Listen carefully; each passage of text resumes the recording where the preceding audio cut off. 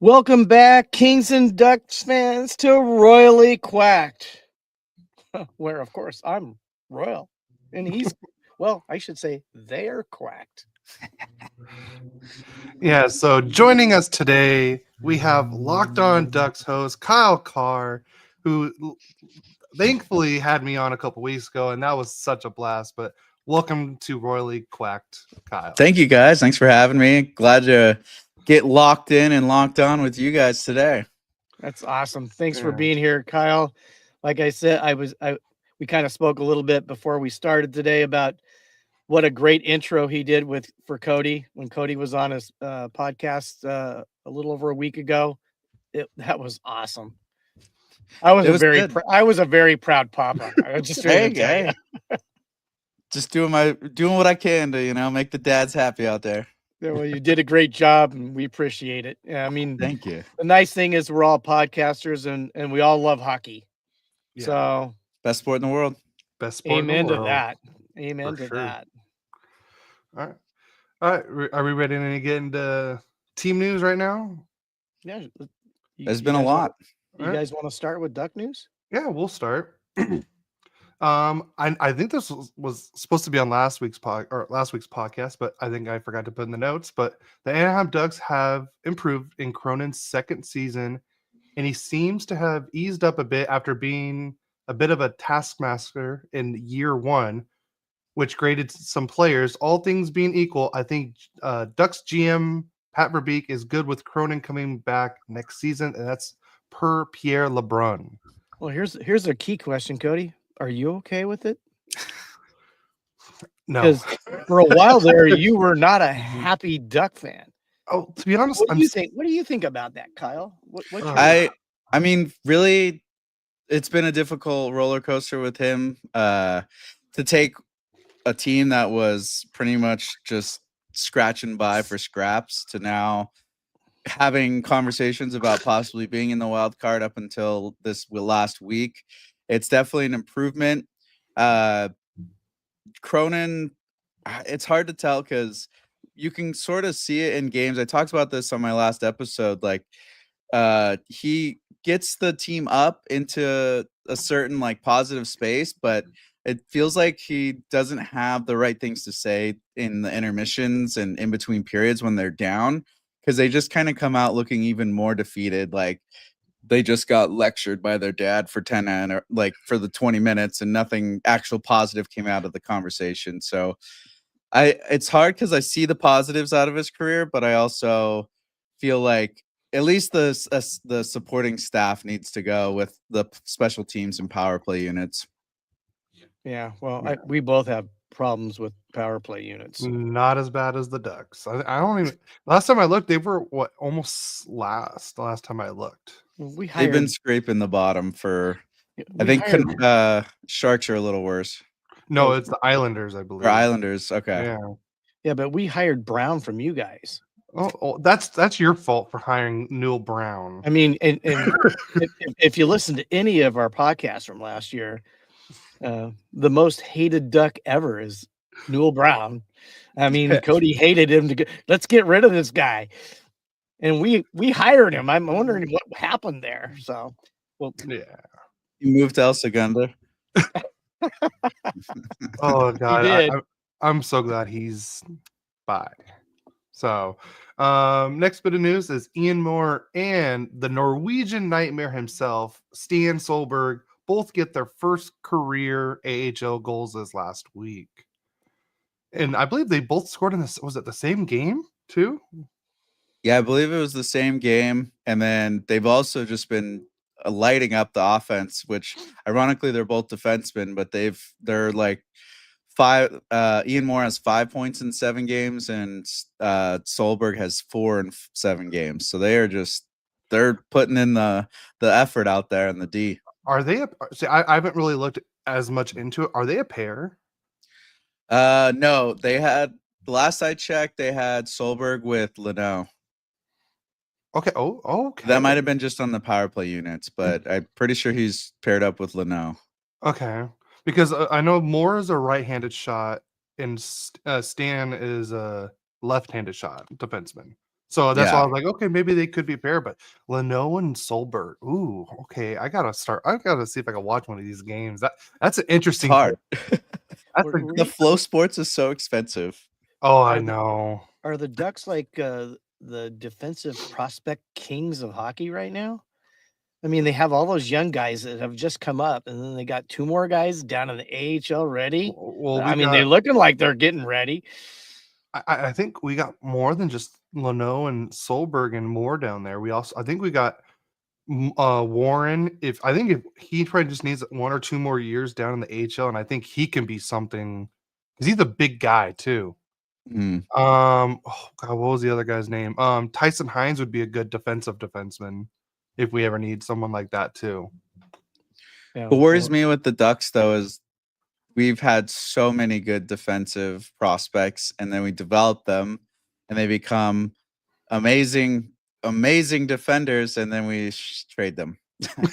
Like Brandon Montour, Cam Fowler, just to name a few. Well, Fowler wasn't going to be doing much. I think the coaching wasn't the right thing for him in Anaheim. But look, if you get the right coach, look how much better a player can look. Like just Exhibit A, Cam Fowler with Jim Montgomery in St. Louis. Like Cam Fowler's like it's like I've never seen this Cam Fowler before. Oh yeah. Well, Cronin's no Montgomery, that's for sure. No, not even obviously. I mean, maybe a tinge of a fingernail. That's so about it. I got a question for you guys. Is Boston the worst team at firing the best coach? Are they just love to fire the best coaches, don't they? The general management staff in Boston, they're like my second favorite team. I have the bear over here from when I was the 8 spoke salute to service member with them, and I don't know what is going on in that general office, but yeah, they just love to get rid of coaches that get picked up. It's like same with players. Like it's like they get rid of them, they leave Boston, all of a sudden they become a Stanley Cup champion again. Yeah, I was listening to the Jeff Merrick show. It was either Thursday's episode or yesterday's episode, and they were talking about this. And apparently, like there was a coach they had I want to say in the 60s or 70s. In 208 games, he had I want to say the second or third highest winning percentage of all time. And they just I think he lost in the first round his first year, won the Stanley Cup the second year, got them to the playoffs that year, and they just fired him for no reason. And then he was just never hired again.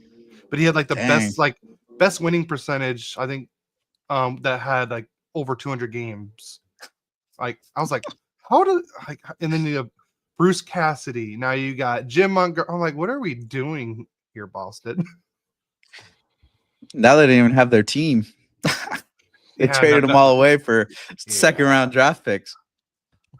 Yeah, they're gonna be minimally retooling seriously or total rebuild. Yeah. So all right, next bit of Ducks news. Leo Carlsson becomes the first player aged 20 or younger in Ducks history with a 20-goal season. The next closest is Hall of Famer, and his jersey is up in the Raptors, is Paul Kariya with 18 goals in 1994-95. It's pretty good company. Pretty decent. Yeah. Definitely someone who everyone knows out in Anaheim. That Leo can beat that at this age, and he's still got more games to play, is pretty awesome. He's been a tear since the Four Nations tournament. Yeah, we have a comment on our Instagram live. Daniel the Messiah says wild card is a must next year for the Ducks. I would say I don't know if a must, but at least they're close already. Well, they're close already. Yes and no, but I would say next year I want to be a second wild card. I think if we can at least be right there till the very end, I think that's I would say an improvement already. Because honestly, I wasn't even expecting the Ducks to be this close this year. Mm-hmm. Yeah, they've played a lot better than last year. Yes and no. Looking at the way everybody has ups and downs, Cody. Everybody has them. and they've had they have looked horrible. I can remember you just like, I don't even want to talk about this game. I don't want to talk about it. That was every St. Do I Louis have to game this talk year. about the game? That was literally every St. Louis game this season. I'm like, I don't want to talk about this game. Look at what St. Louis is doing, though, dude. No, okay. This is before what St. Louis is doing now. Every time the Ducks play St. Louis, it's like we become a peewee team. Yeah, we haven't beat them since 2021. Yeah. Vegas is tanking so they don't have to play St. Louis. Are they the really? Kings are only 3 points down right now with I think 7 games to go. Edmonton's hunting you guys too, though. They're only 2 points. We play them today, and they don't have their stars. Watch us lose to them, but that's, I would say that's what I hate to make excuses, but I think that's why I lost the semifinal to Eric in fantasy hockey, because I didn't have Leon Draisaitl those whole 2 weeks, except for the last on that Saturday. He said he wasn't coming back, and then he plays and gets 12 points, and I could have used those 12 points because I lost by. Because get this, Kyle, I lost by what, 2.5 points? Ooh, yeah. I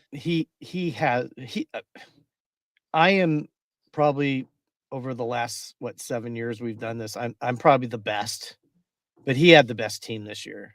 I thought he was going to win it. I mean, I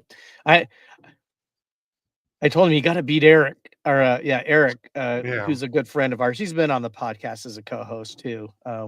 And he's a cheater though. He has Hall of Famers helping him out.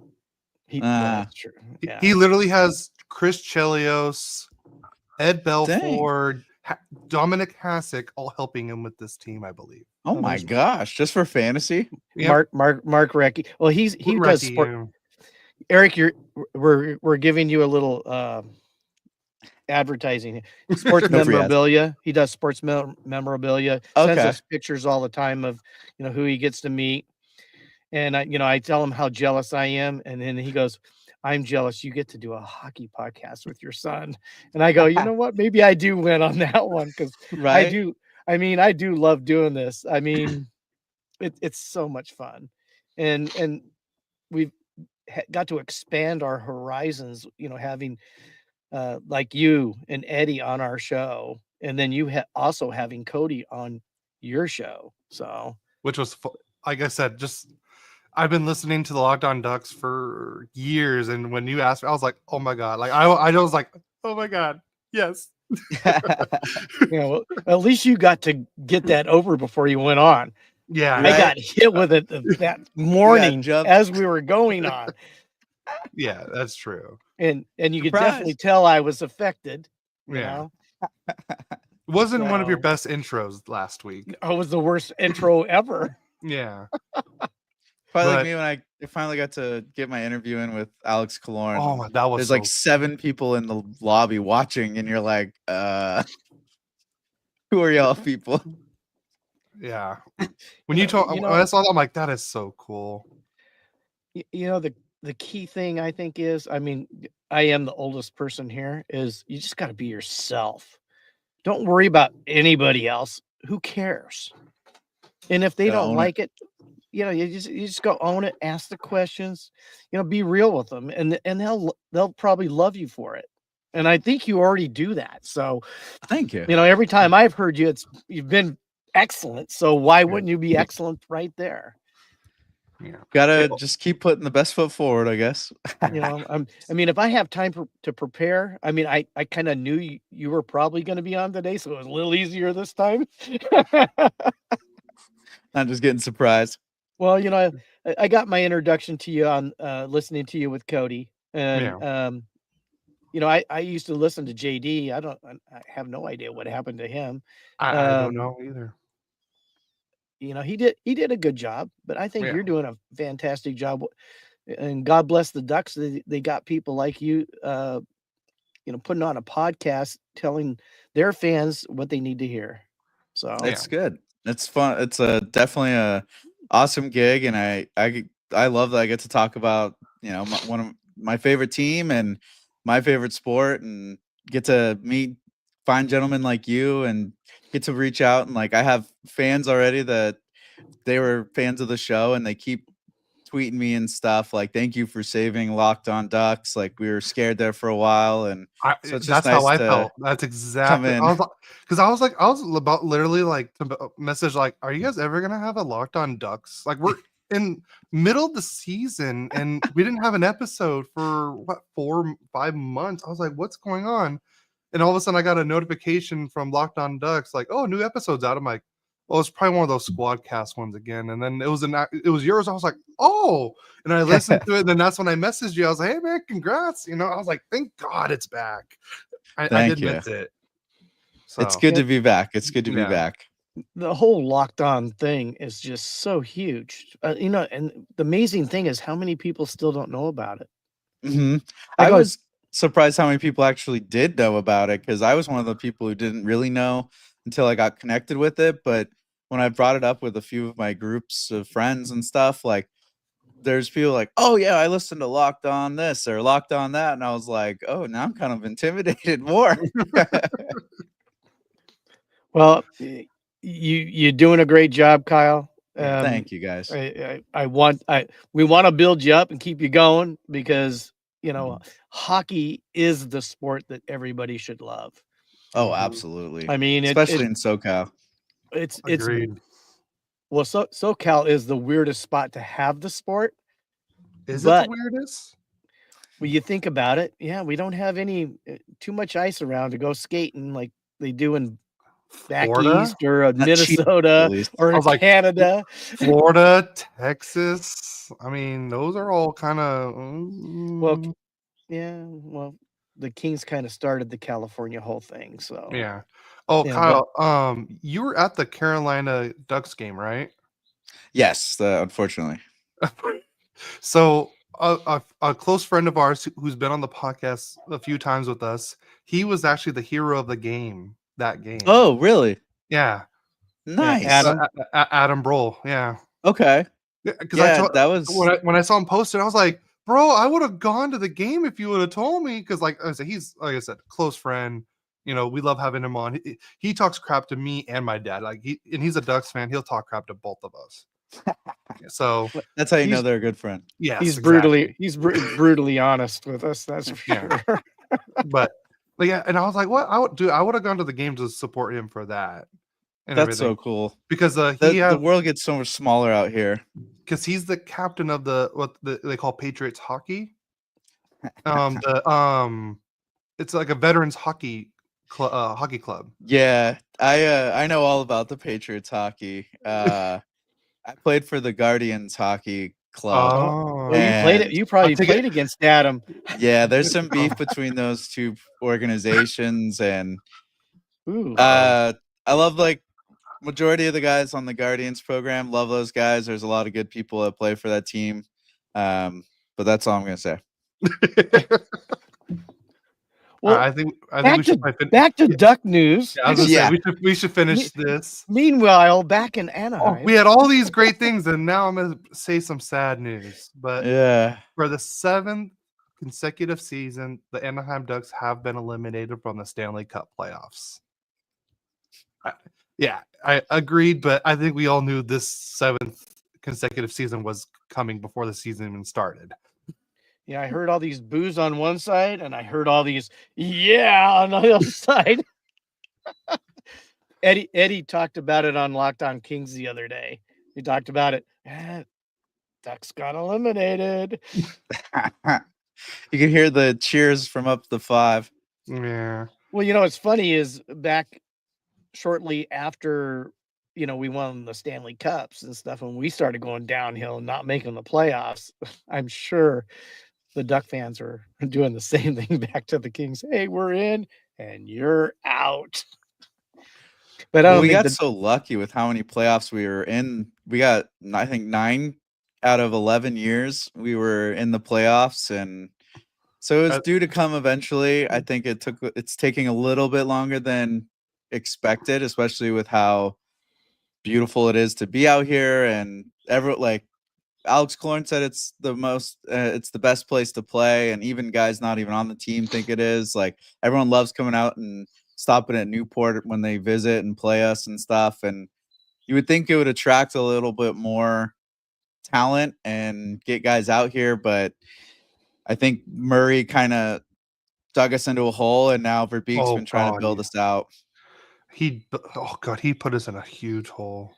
Well, I got to tell you right now, the team is far more attractive this year to be able to go into the offseason looking for some scoring help, which almost every team needs. I think the Ducks are going to have some success this year because, I look at Carlsson and I'm seeing, they may have won that because he doesn't let anything bother him. I mean, Bedard's 2 game misconducts because he got upset about how everything was going. Well, I mean, I think one was like mouthing to the referee, and I think the other one was like a fight in a way, but back to back games though. Yeah, he lost his cool. Carlsson is a very cool customer, and I'm being I'm a Kings fan, I'm looking. I go, he's gonna be scary. I can see him and Byfield battling it out for the next 10 to 15 years, and it's gonna be a severe battle because they're both two very talented players. And people Byfield has stepped up crazy. Yeah, people were saying that Carlson's like speed wasn't. I'm like, dude, he's blowing by people right now, though. I'm like, how are people not saying he has speed? I'm like, I'm seeing, and he's like zooming through the neutral zone, and I'm like, wow, he's quicker than I think everyone expected. I can tell you why, Cody, because he doesn't do it with a lot of flair. He just does it. Yeah, he's just there. I mean, you got the guys. I mean, Zegras, flair. I mean, whoo. With his feet like out here. Whatever. The widest stance I've ever seen. But I mean, Carlsson just goes out and does the job. So, and Byfield's starting to do that. And to me, he's scary. He's the key for the Kings to get past the first round. He's the key. So, but we'll see. All right, absolutely. Let's go on to better news after your bad news. Yeah, go on to better news. All right. So last bit of news is the Ducks are just calling up all their prospects for San Diego now. The Ducks have assigned goaltender Damian Klara to San Diego Gulls. Klara, who's 20 years old, he split time in Sweden and Finland this last season, going 9-10-0 with an .879 save percentage with Farsted BK in the SHL, and 3-7-0 with a .910 save percentage with Karpat in Liga. That's in Finland. Because I believe Gibson is hurt again. And I think lower body, because someone else ran into him again. So now Husso's back up with the Ducks, and that's why Klara, I believe, is with the Gulls. So, and I mean, Klara, he played really well in his first game. Looking at his record there with a 3-7-0 but a .910 save percentage, he looks like the next mini Gibson. Like, clearly the team in Liga cannot score, but he saved a lot of pucks. He got put into the game against Iowa Wild on Friday. He did. He played already. Yeah, Dance got lit up. The Wild scored 3 goals in 2 minutes in the first period. It was like from the 5-minute and 30-second mark to the 7-minute and 30-second mark of the game. The Wild scored 3 goals, so they pulled Dansk, and then Klara stopped 22 out of 23 shots the rest of the game. Oh, okay, that's good to hear then. Yeah, so unfortunate way to get entered into the game, but he kept him in it. The goals tried to come back. They got close to 3-2, but then he got scored on finally. So, and the goals just, I don't know what was going on with them. They were not playing well. They have their moments too, and we do have a Facebook comment. Frankie Cruz Jr., look at my boys. So, Kyle, here's a backstory with Frankie. We love Frankie here, and he's trying to convince me and my dad to become Yankee fans. Oh, he's trying. Go Sox. Oh, it was funny because he hit me up last week because we have a fantasy baseball in our network, and he's like, I need my captain because I had Aaron Judge on my team. He's like, what's gonna take? And I'm like, and I was like, you know, I was gonna mess with him. I was like, I don't know, having Aaron Judge on my team is making me like the Yankees a little bit more. He said, Definitely gotta love the Wait, he Judge. said White Sox or Red Sox? Red Sox, of Oh, course. Red Sox. Ooh, The only Sox that matter. you heard the accent right there, Frankie. That matter. There is no R's in Boston. Never. So Frankie, Cody was nice. I had another player we wanted for Judge, and he didn't put him in the trade. I just want you to know, I was looking for more. I mean, he had like 59 points that day that you wanted to. He hit those 3 homers, dude. Yeah. But here's Frankie. Don't matter the color; they are all dirty.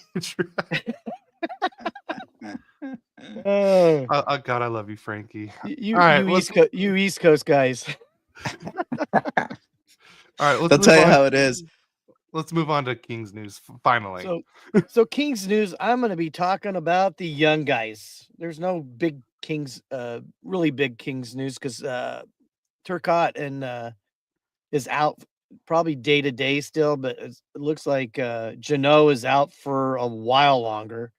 So, but Mlott's been picking up where Jeannot left off, so we haven't totally missed him. But anyways, we had a couple signings. The Kings signed defenseman Otto Salin to a 3-year ELC, and they also signed Kenny Connors to a 2-year ELC. And then an update on Liam Greentree and games played this season in the OHL with the Windsor Spitfires. He has 49 goals, 70 assists for 119 points, and he's a plus 55. And they were terrible last year, the Windsor Spitfires. Yeah, they're were really bad. good. Yeah, they were bad. He's got a guy that's was even with him at 119 on their team. Wow. I mean, so obviously they've drafted well this year. But the last bit of news is we have freshman goalie prospect Hampton Slukinski has led Western Michigan. I'm terrible with hockey names, by the way, Kyle, if you hadn't figured that one out. Has led Western Michigan to the Frozen Four. True. And we do have also Jack Hughes on Boston, I think Boston College. Yeah, the other Jack Hughes. Yeah, the other Jack, not the Jack Hughes from New Jersey. He wouldn't be in Frozen Four this year.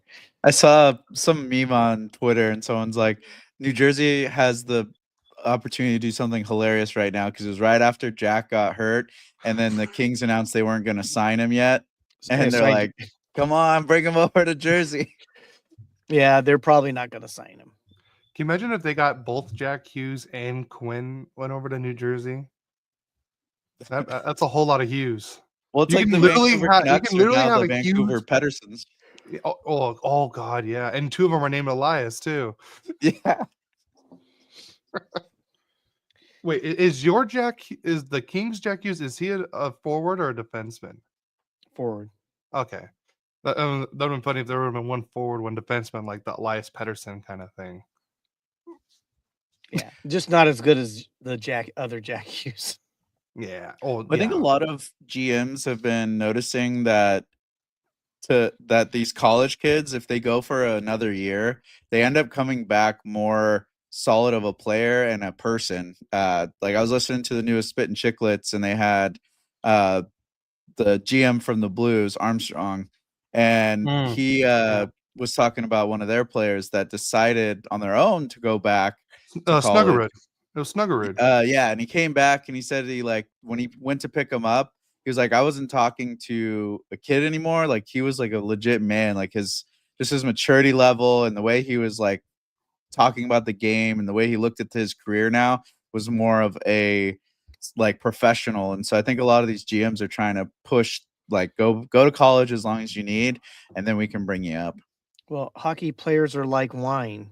You age them a little bit and they taste it and they play a whole lot better. Mm-hmm.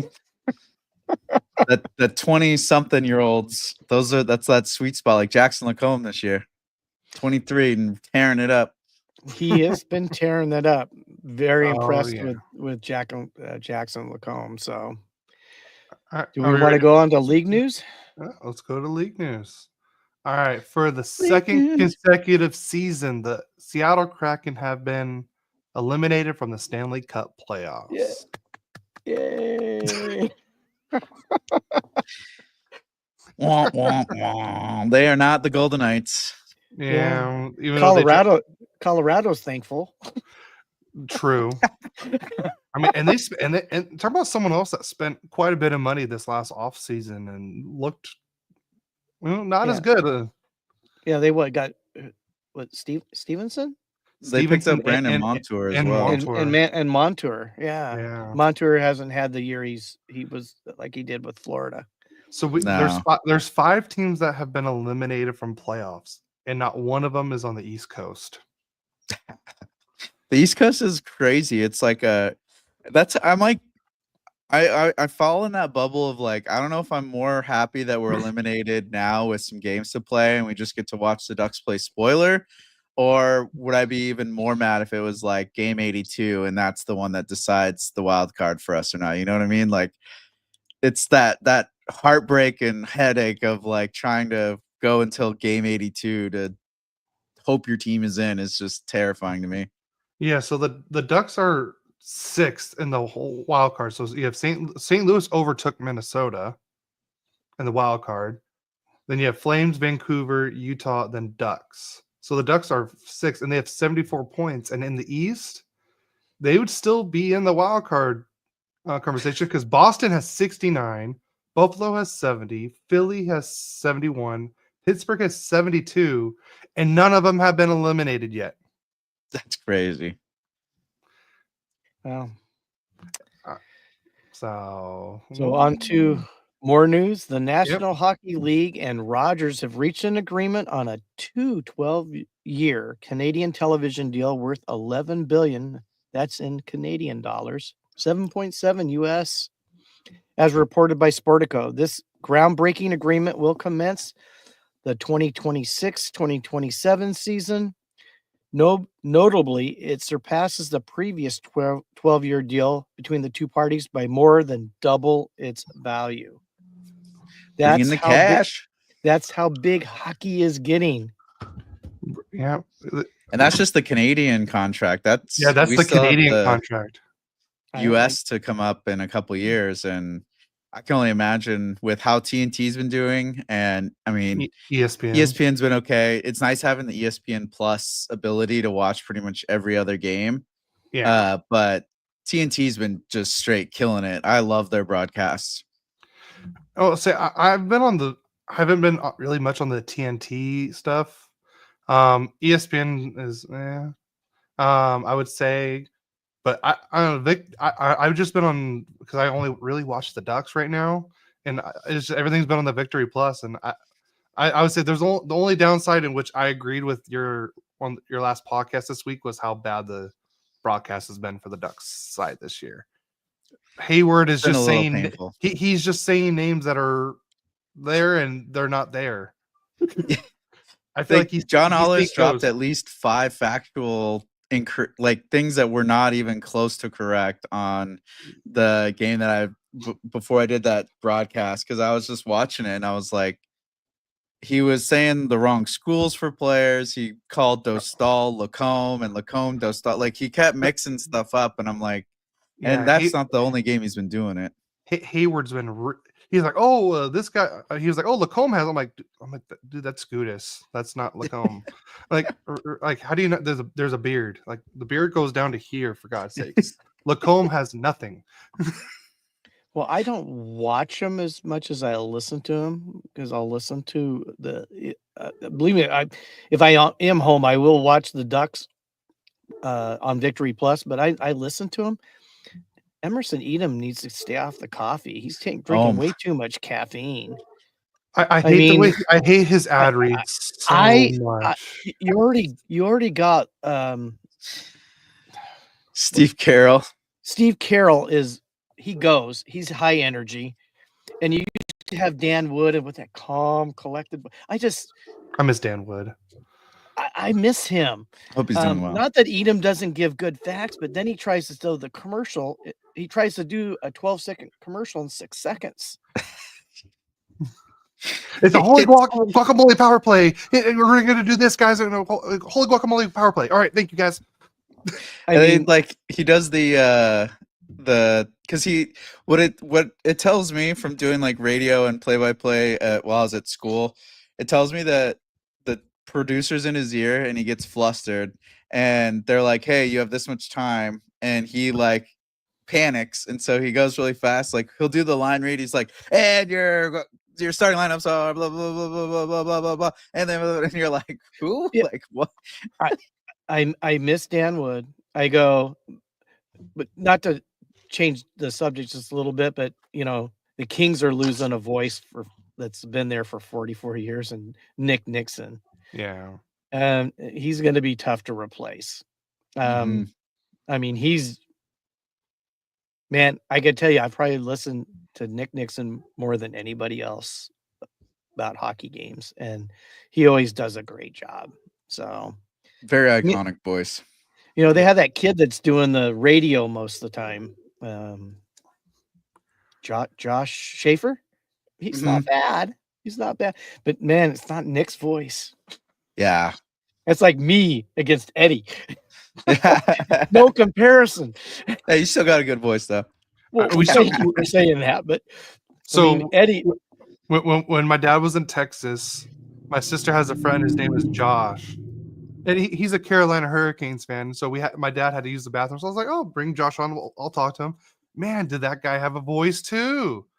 Oh man, I was like, dude, he has a great voice. My daughter whispered in my ear, "Hey, you think you could get Josh on?" And I go, "Sure." I mean, it's all in fun, anyways. It's to me that I look forward to this every Saturday because it's fun, and I get to do it with my son. So I go, "Sure, I'll go to the bathroom." And I did, but it wasn't like I had to. And he went on for what, 10 or 15 minutes? 5 to 10. I mean, you talk another golden voice. Him and Eddie could compete. They really could compete. They could talk about they could talk about completely just random crap, and I would listen to it every week. Yeah. just hearing both their voices, I'm like, it's just like soothing. I could probably fall asleep to it. Yeah, like that's kind of like Stephen Fry, the totally not hockey related, but he does like he used to do all the documentaries that we had to watch in high school, and like that were just super slow, and he's got like the British accent. That's what I used to go to sleep because it's just one of those voices. It's like, I don't know how he does it, but it's like you're just getting soothed right to sleep. All right, so let's go back to league news. The Capitals have signed forward Ryan Leonard to a 3-year entry-level contract, and I think that one was long overdue. And he's already scored a goal. And he scored an empty netter. Empty netter. Yeah, he scored a goal though. You want to know how? You don't want to know why he got the empty netter? Poor have kids. Mr. Sharp used to say in history class to me, "The rich get richer and the poor have kids." Capitals got richer. Mm-hmm. He looks like he's going to be something, man. He is something. And then he's already thrown the body out there. Yeah, him and Levchinov went at it. Player. He's a physical player. It's the way he plays. Yeah. You know, what a great. I mean, great for the Capitals. Who wouldn't want Ryan Leonard on their team, though? I would definitely make room for him on the Kings. I think every team would love to have a Ryan Leonard in their system. Well, it's not only great for them, it's great for U.S. hockey. Like to get these kids finally coming in, and they've been just killing it with World Juniors, and everyone's been waiting to see these guys enter the league, and now it's just that many more guys from USA Hockey that are starting to set the bar, and it's just exciting for all the young kids out there to watch these guys and kind of have a legitimate sample size of kids that were American players and are now dominant in the NHL. Well, I was watching the World Juniors, and the goalie was John Gibson, right? And I watched the game. I think they won. I think they won the championship that year. And I told Cody, I go, "Oh God, you guys have a future star, and he's been a star for him for quite a few years.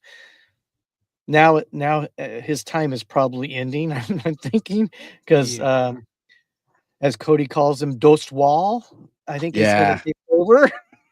But I remember talking to him about it and telling him about you guys are going to have a great goalie for a while. I mean, he was impressive in juniors. So on to the news. Rangers signed forward Gabe Perreault to a 3-year entry-level contract. And now they really could need some help. Yeah. I don't know if you saw the first game he played in. He made this awesome pass to Lafreniere, and Lafreniere like basically fell over because he wasn't ready for it. And he straight up said afterwards, he's like, I should have watched more tape of this kid. I was not prepared for that. Well, that's a compliment to Perreault. Yeah. Oh yeah. Sure. Another American. He's a playmaker. That's what he's going to be there for. He's a play. Now, is he a shooter too, or is he more of a playmaker? He seems like he's more of a setup guy, but he definitely has a shot when he needs it. Okay, that's what it's kind of like Zegras. Oh, okay, I got you. Next news: the Avalanche have signed forward Taylor Makar. That's right, the younger brother of superstar Cale Makar, to a 1-year entry-level contract that begins next season. Man, Avalanche is just getting all the Makars. Well, if he's anything close to his brother, Makar might be the closest thing to Bobby Orr and Paul Coffey. I mean, two great scoring, probably the two best scoring defensemen in history. Yeah. Speaking of Kel Makar, he's the first defenseman to score 30-plus goals since Mike Green. Does anybody remember Mike Green? I know the name, but... 2009. I don't remember that. I mean, he must not have been that fantastic, or he would have done it more than once. Well, yeah, I think he had a flash in the pan season that year. Possibly. It was right after the Ducks won the cup. Well, 2 years after the Ducks won the cup, so I wasn't really paying attention, I guess. Had to throw that in, didn't you, Kyle? Yeah. The first cup of California. Oh, that was the one thing my dad said. He was like, "Hey, that was great, but I heard that jab that you and Kyle did on Locked On." And you know what? You know what the comeback to that is? We have two. We have two. Yeah. We have two. Two's I better. remember when we had to buy our cup too. Ooh.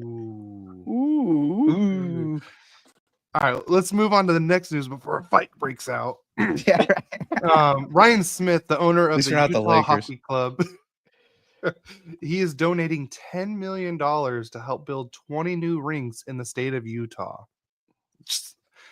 I'm sorry, but this was a great move for hockey all around, bringing the hockey to Utah with Ryan Smith. Because my question is, when are we moving to Utah and opening up a rink? Because I don't know if you saw how much he's given to each rink. They're like pre-made plans and everything, and you just gotta take over running the place. Yeah, it was like what 500? I think like $500K to start it all up, and then like you get the plans. They want it to be like uniform style, so it's all pre-planned out. You just got to get the lot and property for it, and then manage it. And my friend actually sent me a thing, and basically it was saying like the money, like if you're trying to get financially involved in hockey, it's the rink management where the money's at, because with how much you're paying for ice time and all this stuff, like the surplus is insane. Like, and they use the rinks as an example. Like they've already paid out the cost of Great Park Ice within like the first 2 years of having the rink. Wow. That's crazy. But that just shows you how bad the Arizona owner was before. Well, that guy. If you do that, Kyle, you always can do your Ducks podcast from Utah. Exactly. I just have to road trip. I mean, I did our podcast. I was in Texas. Exactly. I had to go do some family stuff with my at my mom's house, and I did my last week at her place. So that's the best thing about podcasts and getting to do all this stuff remote. You can kind of be wherever. Well, there's like a few locked on people where I know like they're not in the exact city of the team that they do. So yeah, there's somebody that's in a different state and does a podcast. I can't remember who it is though. I can't remember her. I'm not going to name names. I know there's a couple, right. but there's definitely a few. Mom asked if I'm moving to Utah. No, I think I'd rather move to Washington than Utah. So, because Seattle was just so fun for us. So that was probably one of my favorite places to go that we've been to. A lot safer driving in Washington than Utah. That's for sure. Yeah, depending on the rain. Yeah. Get run off the road in Utah if you're not driving 95 miles per hour. Yeah. Sounds like California. So the last bit of league news is the Canadiens have signed goalie Jacob Fowler to a 3-year entry-level contract. I got to find a photo of Jacob Fowler because his mask is, I think, my favorite mask. Jacob. It's really awesome that he finally got signed. It was kind of was he drafted by the Canadiens or was he non-drafted? I think he was drafted. Okay, because there's a couple goalies that are out in the NCAA tournament that were undrafted, and they definitely deserve to get picked up because they've been playing absolutely knockout hockey. It's been a really fun tournament. I'm excited for the next weekend of getting everybody out there. I don't know if you guys can really see. I can't really zoom in. But that's his mask.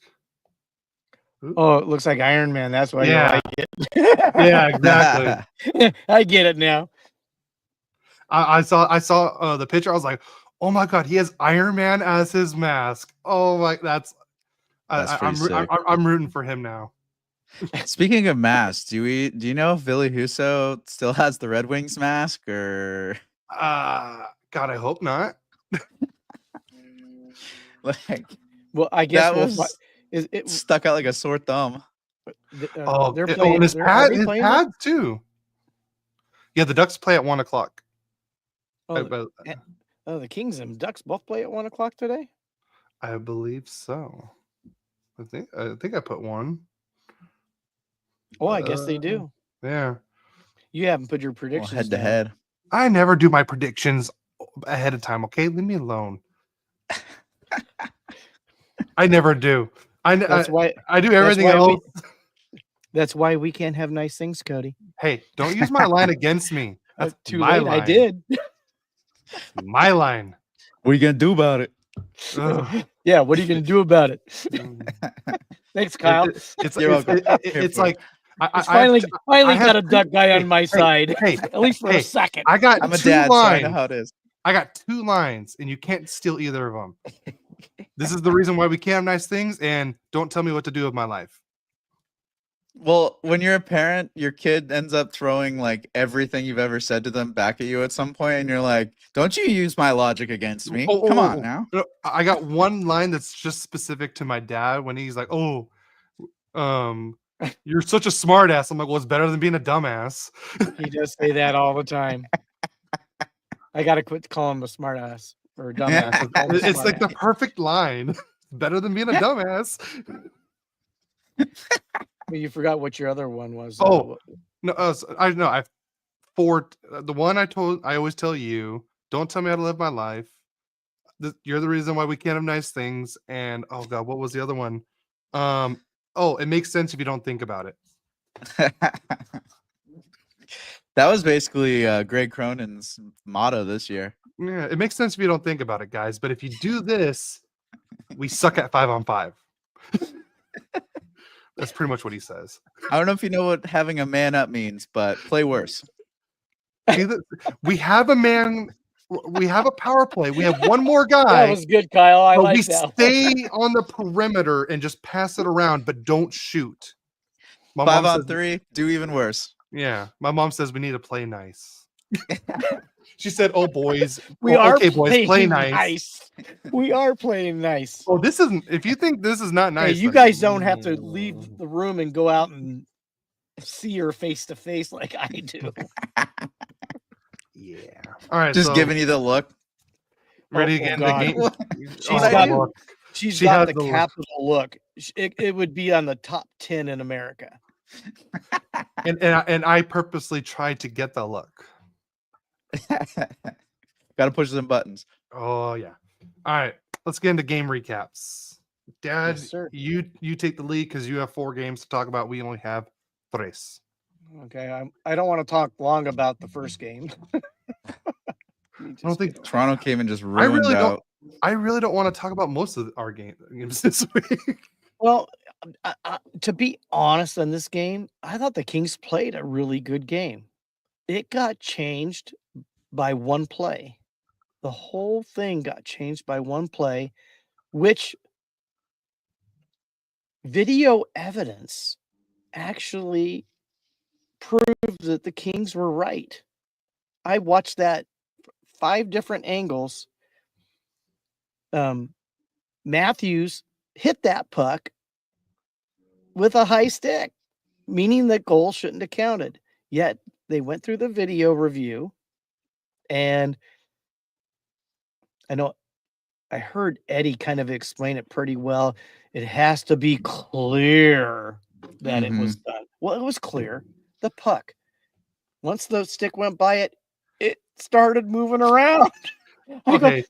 what could be clearer? Why right now? Why are you giving me the teacher from The Incredibles vibe? See, right there. I think not. That's the vibe you're giving me, right? See, video evidence right here. He touched the puck. It's like from It's Always Sunny in Philadelphia with the chart. But that's the word clear is such a subjective word, and Toronto loves to use it. Well, it's funny, as a guy at work, the lead coordinator. I'm a lead courier. He's a lead coordinator. He says my mannerisms are like Nicolas Cage, and we have Teams. You know what Teams is? Yeah. I keep getting videos of Nicolas Cage, all sorts of things, like National Treasure, Gone in 30 Seconds. And then we're making little comments about it. Goes on and on and on. Well, the other day, his hair was all puffed up. And I looked at him, he looked like Doc Brown from Back to the Future. So now I'm sending him Doc Brown. And then my supervisor sends me he wanted me to come see him in Teams, and it was The Rock. I really don't want to give him The Rock, because I think that's kind of a compliment. Right? Anyways, let's get back to the game. Yeah. That was fun, by the way, guys. Thanks for that. Sometimes this ad-lib stuff is just the funnest thing to do. Anyways, besides that, the Kings actually score first in this game and take a 1-0 lead. Alex Laferriere did just a full-on power drive to the net and a backhand beat the goalie, and the Kings were up 1-0 in the second period. And then to make it worse on that play, that was the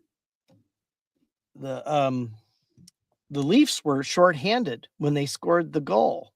And it was Matthews that hits the puck and Matthews who scores the goal. So now it's 1-1. And then it just seems like the Kings couldn't get it together after that. They were fighting. Tavares had scored on the power play, another stupid penalty because we were in the penalty box way too much, to put them up 2-1. And then and these are all in the third period. And Tavares got an empty netter that somehow the sun got in Kopitar's eyes and he couldn't see where the puck was. And, then he, I think, fell down and Tavares gets it and scores. And so it's a 3-1 game. But the game was actually a much better played game than that. It really was, And I think, honestly, if that one play didn't happen, And I'm sure we all can complain about that, and I'm sure teams playing our teams could complain about that happens where the officials, and Cody and I have been officials in sports many times. People think we're jobbing them. We didn't think we jobbed them, although a few times we did. They don't know that. Anyways, let's go to the 3 stars of the There's game. players you know and you don't. Yeah. Well, nobody's gonna remember us now. It's been a while. So, Alex Laferriere was the 3rd star. I go with that. Matthews was the 2nd star with a goal and assist, and John Tavares was the 1st star with 2 goals. So let's move on to your first game, Cody. All right. First game, I'm trying to find a picture to represent this first goal really bad. Because I want you to say if this is probably the worst way to play defense in the history of hockey. But the Ducks, yeah, you know what I'm talking about, Kyler. So Radko Gudas. Oh God. So the first game of the week we're going to talk about was the Ducks hosted the Toronto Maple Leafs. The Ducks lose this one 3-2. And it was a great game overall, but it was just Gudas lost it 3-2. Yeah, it was. Yeah, Gudas was a -3 this game, and I believe all 3 goals was his guy too. I believe. Mm-hmm. So Max Domi got the scoring start in the first period. Let's see if I can screen share this thing because it just shows you how bad this defense was. He made Max Domi look like Connor McDavid. Yes, he did. Let's see if I can pull it up. This is thanks to the Fly Together Daily Instagram account. Tell me if this is a good way to play defense. You're 1-on-1. Max Domi right here has the puck right here, and he goes for a hip check. That looks more like a butt check on the outside. He's literally bending over and showing Max Domi literally bent Gudas over and showed him the 50 states.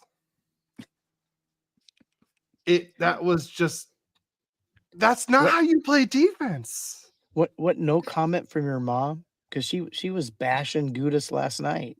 Well, and Gudas deserved it. Well, I know he just hasn't played well, has he? No. This is it. He's going to be a UFA, right? He has he's got 1 year left. He's got a year. I'm sorry. Yeah, he still has 1 more year. Maybe. You never know what can happen. Yeah, we'll see how the off season goes. But if the trade deadline's any pointer towards how the offseason goes, there's probably going to be 0 movement. All I got to say is Thursday this next week, I hope he plays just like that. Okay. That's all I'm going to say. I hope he's the Gudas from last season on Thursday. Just brings it. Lives up to the rivalry hype. Mom says he was my rant this week. Oh God, yes, she was. I mean, and we're talking about stuff. Right. She goes, and Gudas. I go, you sound like Cody. He's been so bad. So literally, basically, all Ducks Twitter is just people like crying because he still has a year left. Yeah, I wouldn't be surprised if there's a buyout this off season. Yeah, you guys got to. Sucks because he seems like he really likes it out here in SoCal too, and he was really vibing with the crowd. And there was like the report that he was injured, but it came back that was actually not true, that he's fine. So then I don't know what his excuse is. That's literally what my mom put on Instagram Live. He's out hurt, isn't he? I'm like, no, there was 1 report, and then they came out, I think, a day later saying, no, he's not hurt. He's fine. And I believe the one that came out and said he was not hurt. I trust that source. Was it Derek Lee? Derek Lee. Yeah, he works for the Hockey News, so you gotta. Yeah, so he's a good resource for Ducks. He basically lives in the locker room. Yeah, he literally does. He's the one that trying to get that credential. Is he the one that Zegras pranked a couple weeks ago? He was giving the worst answers ever, and he was just like, all right, like he tried so hard. Zegras couldn't keep a straight face after that. It was funny.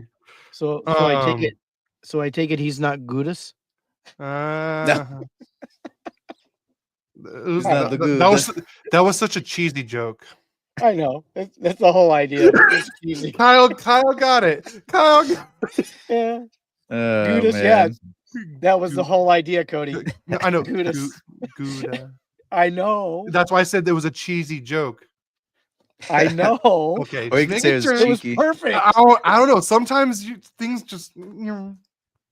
But all right. Hey, I'm not Peanut today.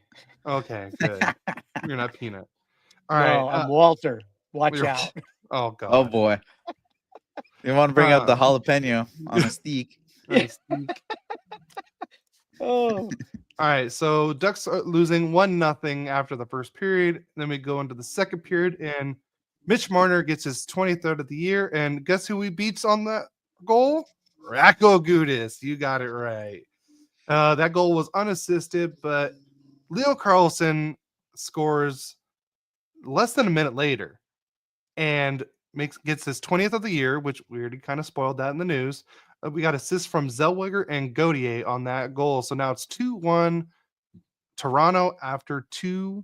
And in the third period, Sam Colangelo gets his 7th goal on a power play. I didn't know the Ducks can get those. Did you know that? They're few and far between. It was crazy. It was really nice and happy, but also just got completely ruined right after. Yeah. So we tie the game 2-2 on the power play goal. Zegras and Lacombe each had the assist on that Colangelo power play goal.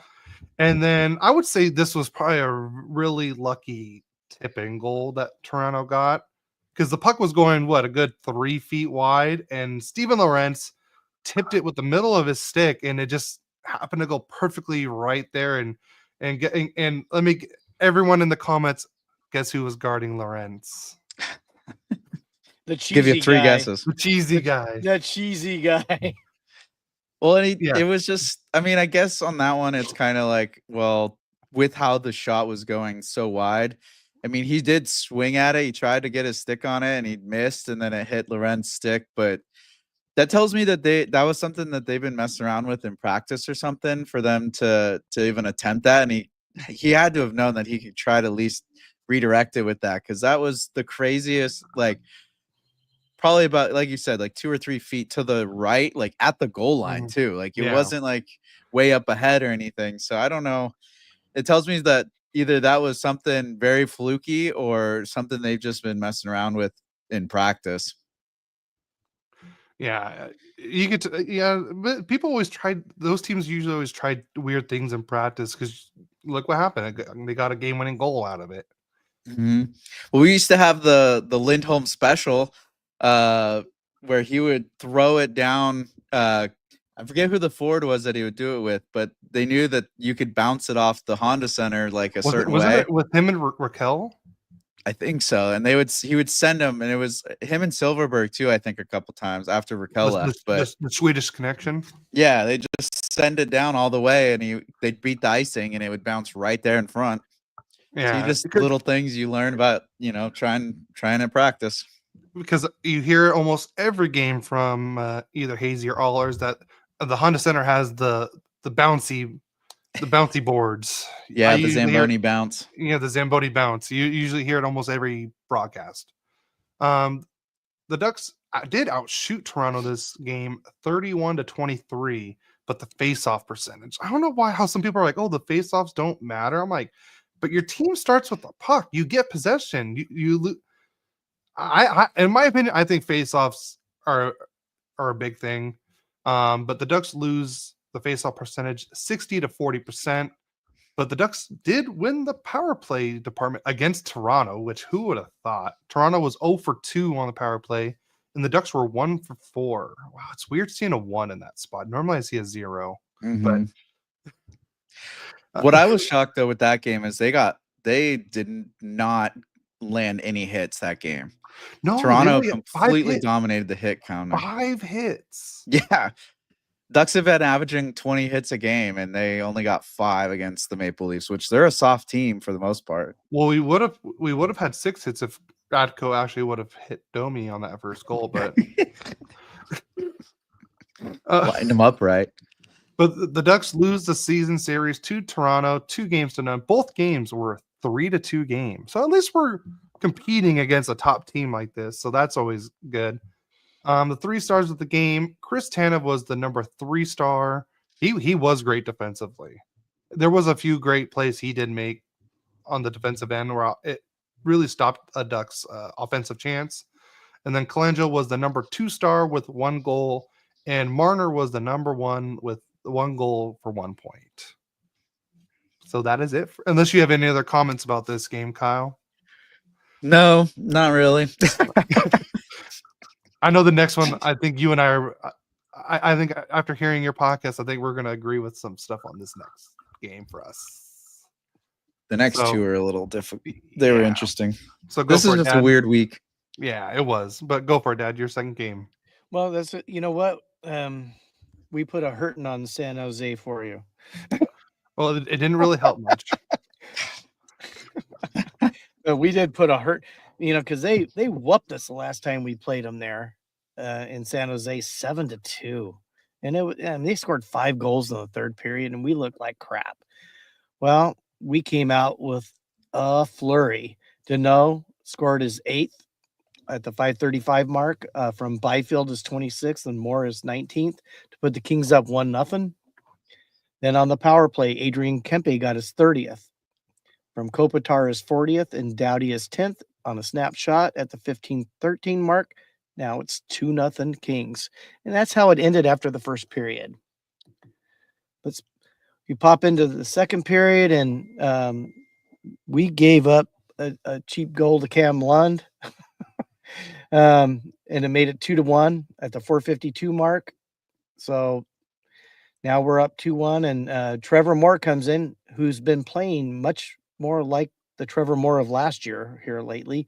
He got his 16th from Kopitar his 41st and Kuzmenko his 17th at the 6:57 mark on a wrist shot to put the Kings up 3-1. Warren Fogle, we won that trade with the Oilers. Trade. It's that.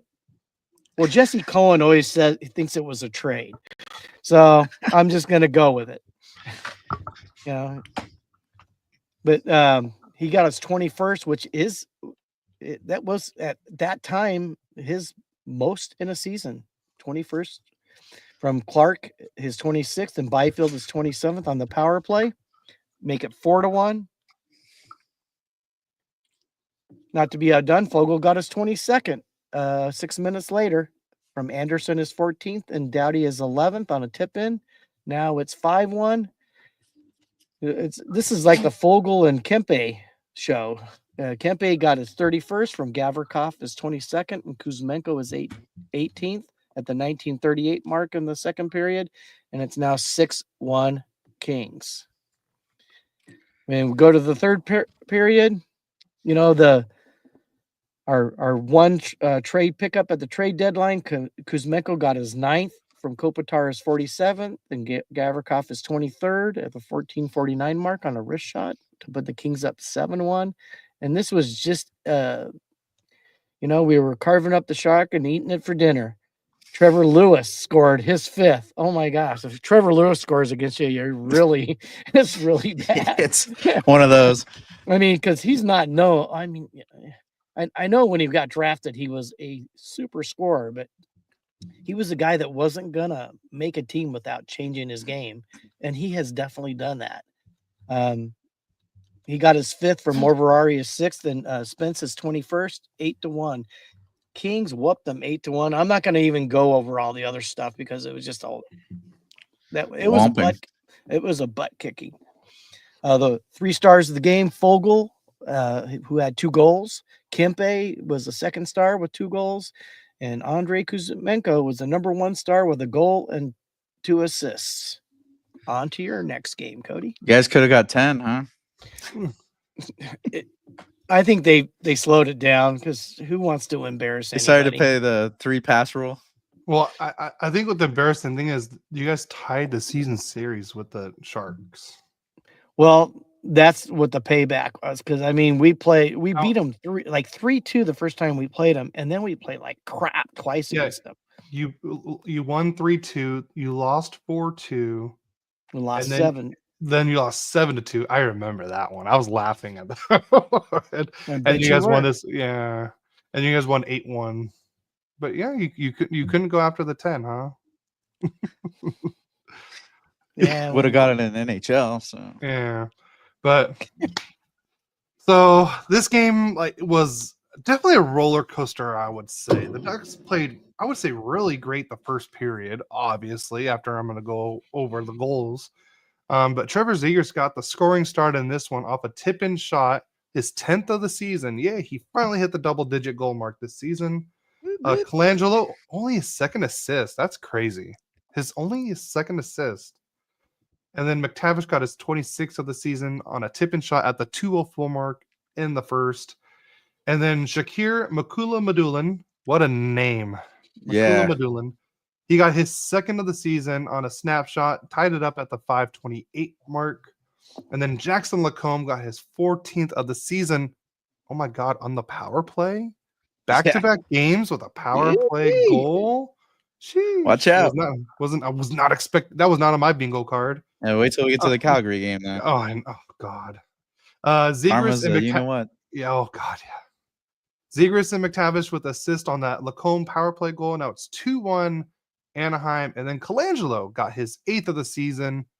He's really going for the Cy Young stats this season. Seems like he's McTavish and Gudis with the assist on that one. So it's 3-1 Anaheim after one.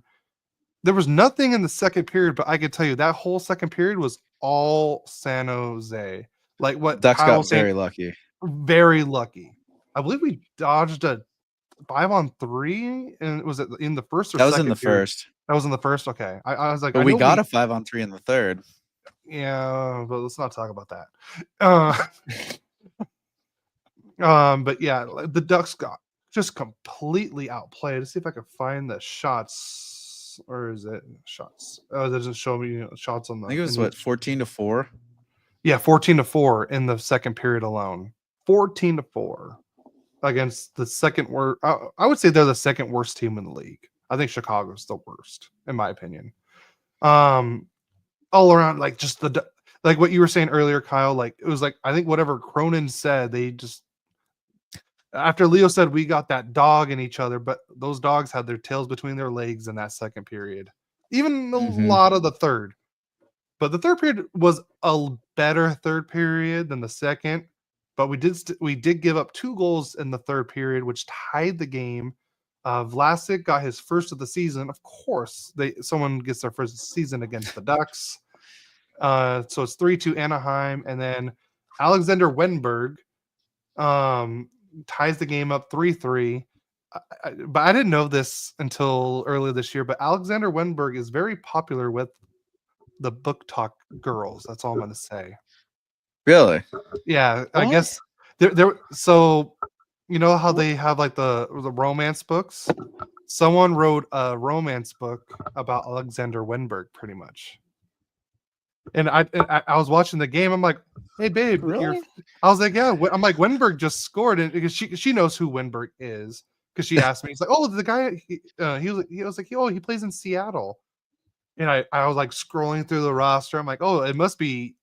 She's like, yeah, his name starts with like an A. And so I was like, oh, Wenberg. She's like, yeah, that's him. So, and I was like, hey, babe, Wenberg scored. She's like, oh yeah. I'm like, no, he just tied the game. And she's like, oh no.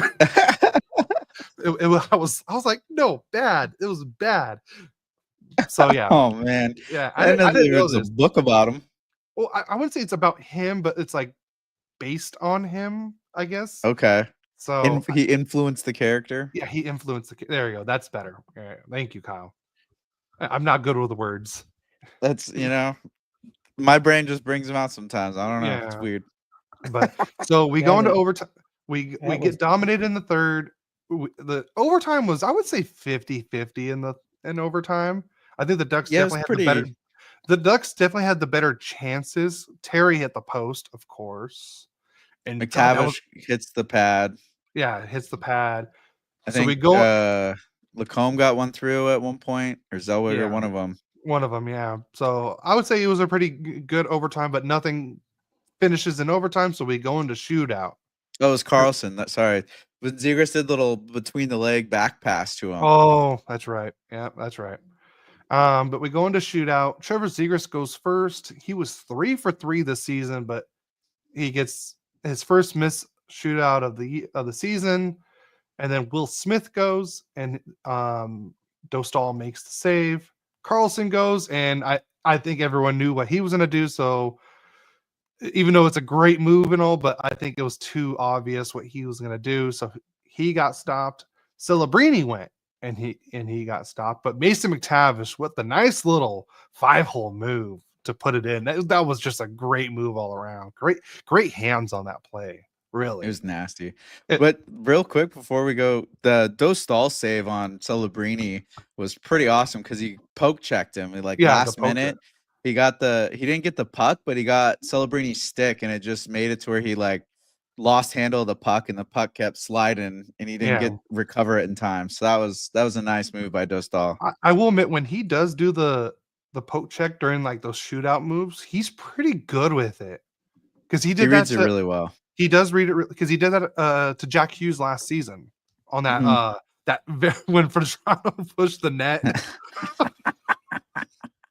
I was like, and he poke checked but I was like, that was a great move by Dostal. Wow. And then Toffoli was up, former King, and Dostal shuts the door on that, and the Ducks win this one in a shootout 4-3.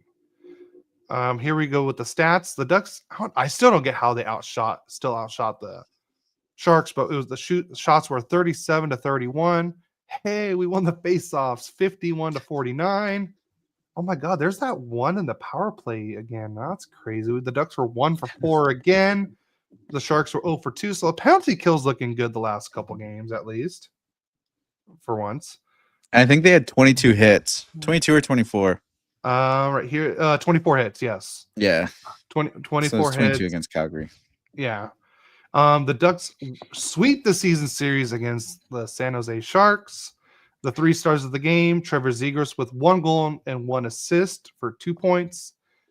William Eklund with 1 assist for 1 point. I don't know how that's a second star, but the number 1 star was Mason McTavish with 3 assists. A 3-assist night for Mac T over there. So the Ducks win the season series, sweep the San Jose Sharks. On to your next one. Sweep. I stole that one from the Locked On Angels. No, I'm not gonna lie. Sweep.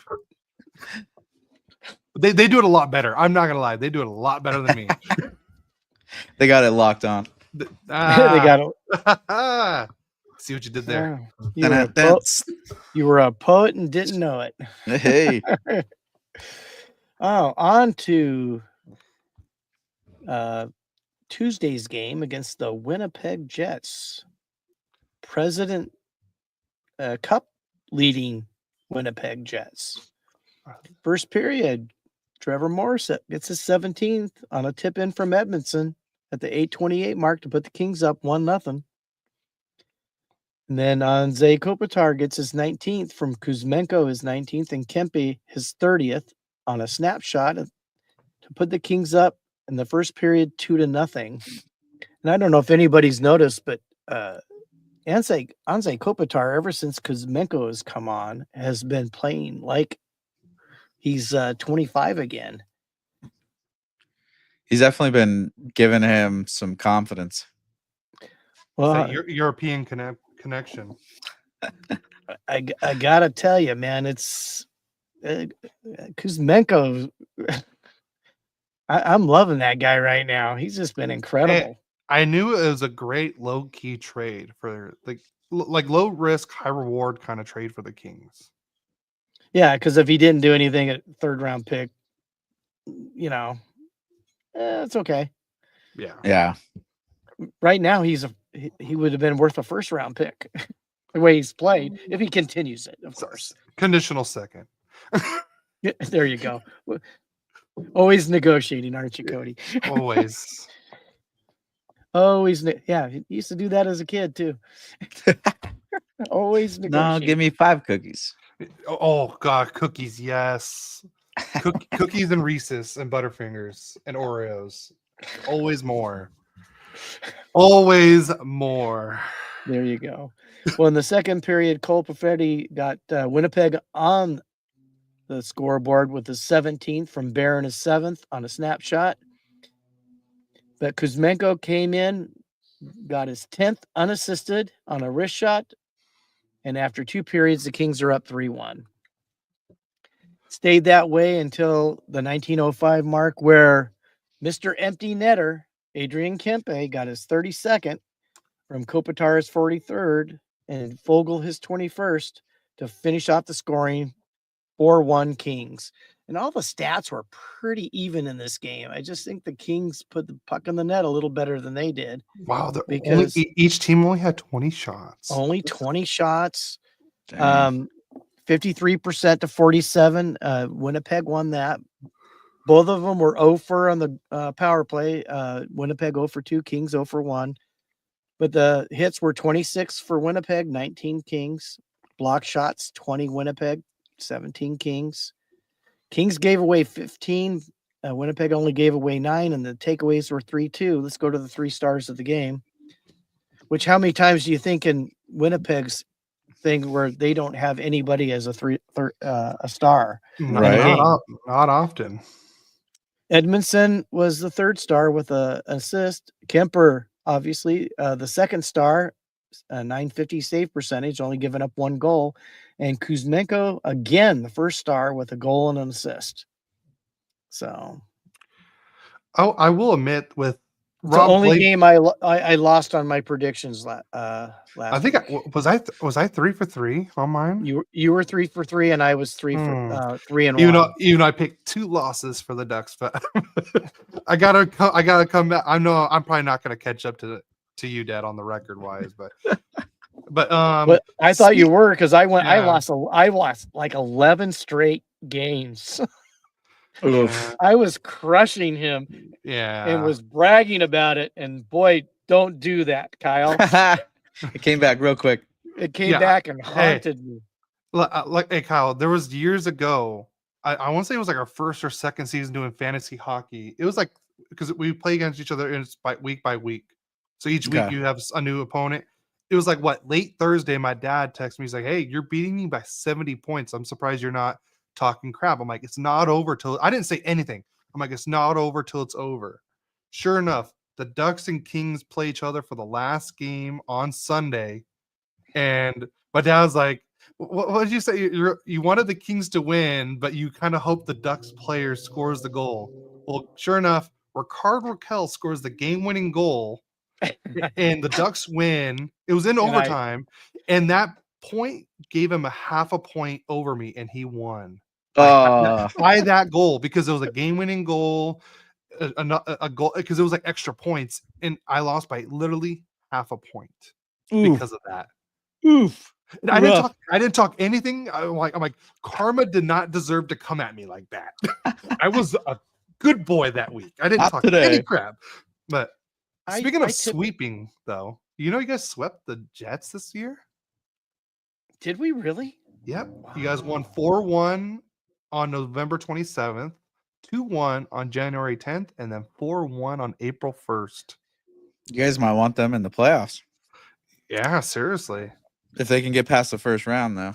Well, it looks like they're playing the Wild now. I think that's a better matchup for the Jets, though. I think St. Louis would have been. I think St. Louis could have taken them in the first round. I don't think St. Louis right now could take anybody they want.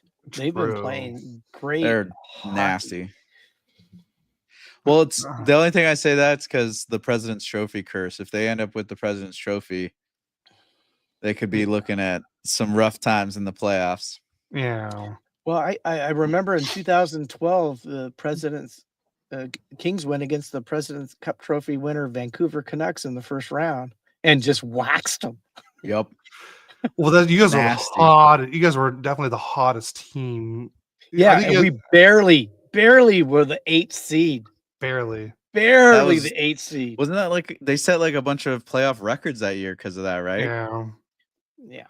I think Quick had the best like save Well, percentage in all the playoffs. I think every round they went up 3-0. Mm-hmm. Yeah. And then, then I mean the in 2014 they were down 0-3 to the Sharks and won 4 straight. I thought weren't they down 0-3 every series or something that year in 2014? No, It was Okay. just just against the Sharks. It was, and the Sharks ruined it for the Ducks because Teemu Selanne was supposed to win the Stanley Cup with the Ducks that year, so he can go out in his retirement with the Stanley Cup. But With a no, bang. the Sharks had to choke on a King, and then the Kings come back super hot and just dominate. I was like, oh, I blame the Sharks. Okay. I blame the Sharks for a lot of things. Yeah. All right, so Kyle, you ready to talk about this game? Oh my. Oh. Well, fun fact before we dive into this one. If you look at the last like 7 games for the Ducks, if Mason McTavish gets a point, the Ducks win. If not, the Ducks lose. And Mason got completely blanketed this game. Well, to be honest, every Duck pretty much got blanketed this game. The flatness was just painful. The power play goals that we got the last 2 games, we got served right back to us with a shorty and a penalty kill give up. So yeah, so the Ducks flame out against the Flames 4-1. Just an ugly game all around. There was really no momentum for the Ducks in this game at all, I would say. The first 2 shifts, like the first 2, not 2 shifts, the first 2 seconds, they looked like they were going to be hot. Yeah. They got some good hits. They got right in the zone. They had like 4 shots right off the like hop. Four shots in the first like 10 seconds. And then sure enough, comes back the other way. And Nazem Kadri with this. Did you know he has 31 goals this year? He's Nazem been Kadri? nasty. Yeah. One of the worst moves that Toronto ever made. Yeah, seriously. And I think Colorado not picking him up again. Yeah, that too. But yeah, so Nazem Kadri gets his 31st of the year, 16 seconds in. I was like, I had to double check to make sure the Ducks weren't playing the Blues, because usually when the Ducks play the Blues, they give up a goal that quick. So, but I saw red, so I was like, oh, I'm like, oh, I guess we're not playing the Blues. I was flabbergasted on that one. But Olen Zellweger comes in 8 minutes later and scores his 7th of the year, with Strome and Terry with the assist on that one. So we're tied 1-1 after 1. And as Kyle said before, we had a power play, and Blake Coleman gets a shorthanded goal for his 14th of the year. So now it's 2-1 Anaheim. And then someone who I didn't even know was an NHLer, Kevin Rooney, gets his 5th of the season to make it 3-1 Calgary. And then Blake Coleman gets another goal, but this time on the other variety. His 15th of the season comes on the power play for the Flames. So now it's 4-1 Flames, and that's the final 4-1. It was just, ugh. My mom put on in the Instagram, we lost the whole game. And that's exactly why I picked the Flames to win this game, because this season the Ducks just look lost every time they play the Flames. There's been a couple teams like that, like Blues, the Flames. There was another one. I know what you're talking about. It's like you knew they were gonna lose as soon as they stepped into the barn. Like, yeah, I'm drawing a blank on who it was, but there was a couple teams where it was like, I want to pray that the Ducks win, but you just know like there's something about the coaching on the other end that they just have the Ducks number, and you're like, I think it was the Capitals this year, but it was just, you're like, well, we're in for one this night. Yeah. So the Ducks get outshot this game 34-27, 40-60 on the face-off percentage, 0 for 2, which should be more like -1 for 2 on the power play. And Calgary was 1 for 3 on the power play. Hits 28-14. But what good does that do us if we can't put the puck in the net? Yeah. It seems like Cronin just wanted them to be physical, because like the previous games like Toronto and the one before Toronto, their hit counts were pretty low, and then all of a sudden they've had plus 22, plus 28 on the last 2 games. So it's like, I don't know. I just feel like he focuses on certain things, certain games, and like that's all he cares about. Yeah, he wants us to go after the things that's not going to help us win. Well, it seems like. But as of right now, the Ducks are 0 for 3 against Calgary this season. We still got one more game on April 9th.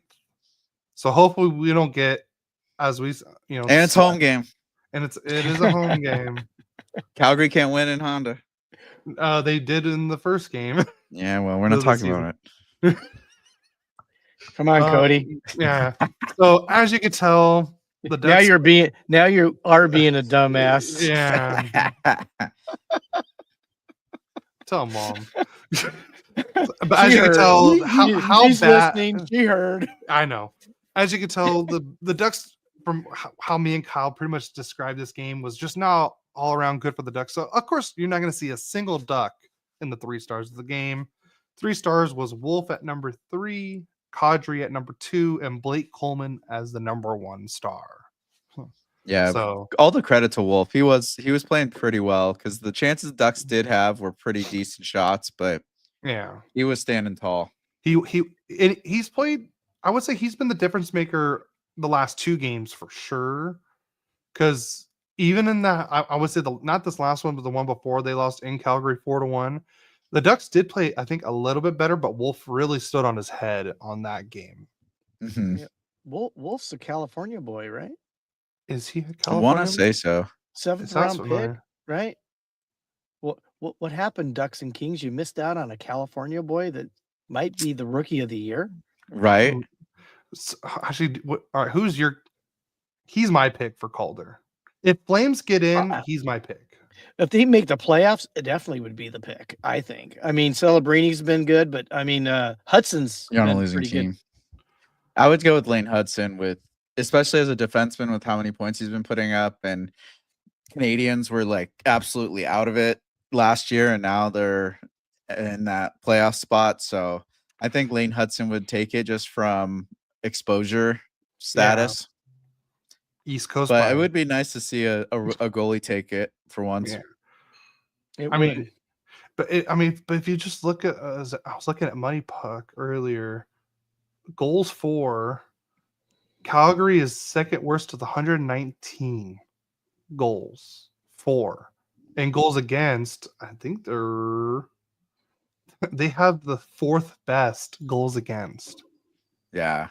And as we all know, it's not Dan Vladar doing that. Big save, Dan? No, he's no big saves there. It's just crazy.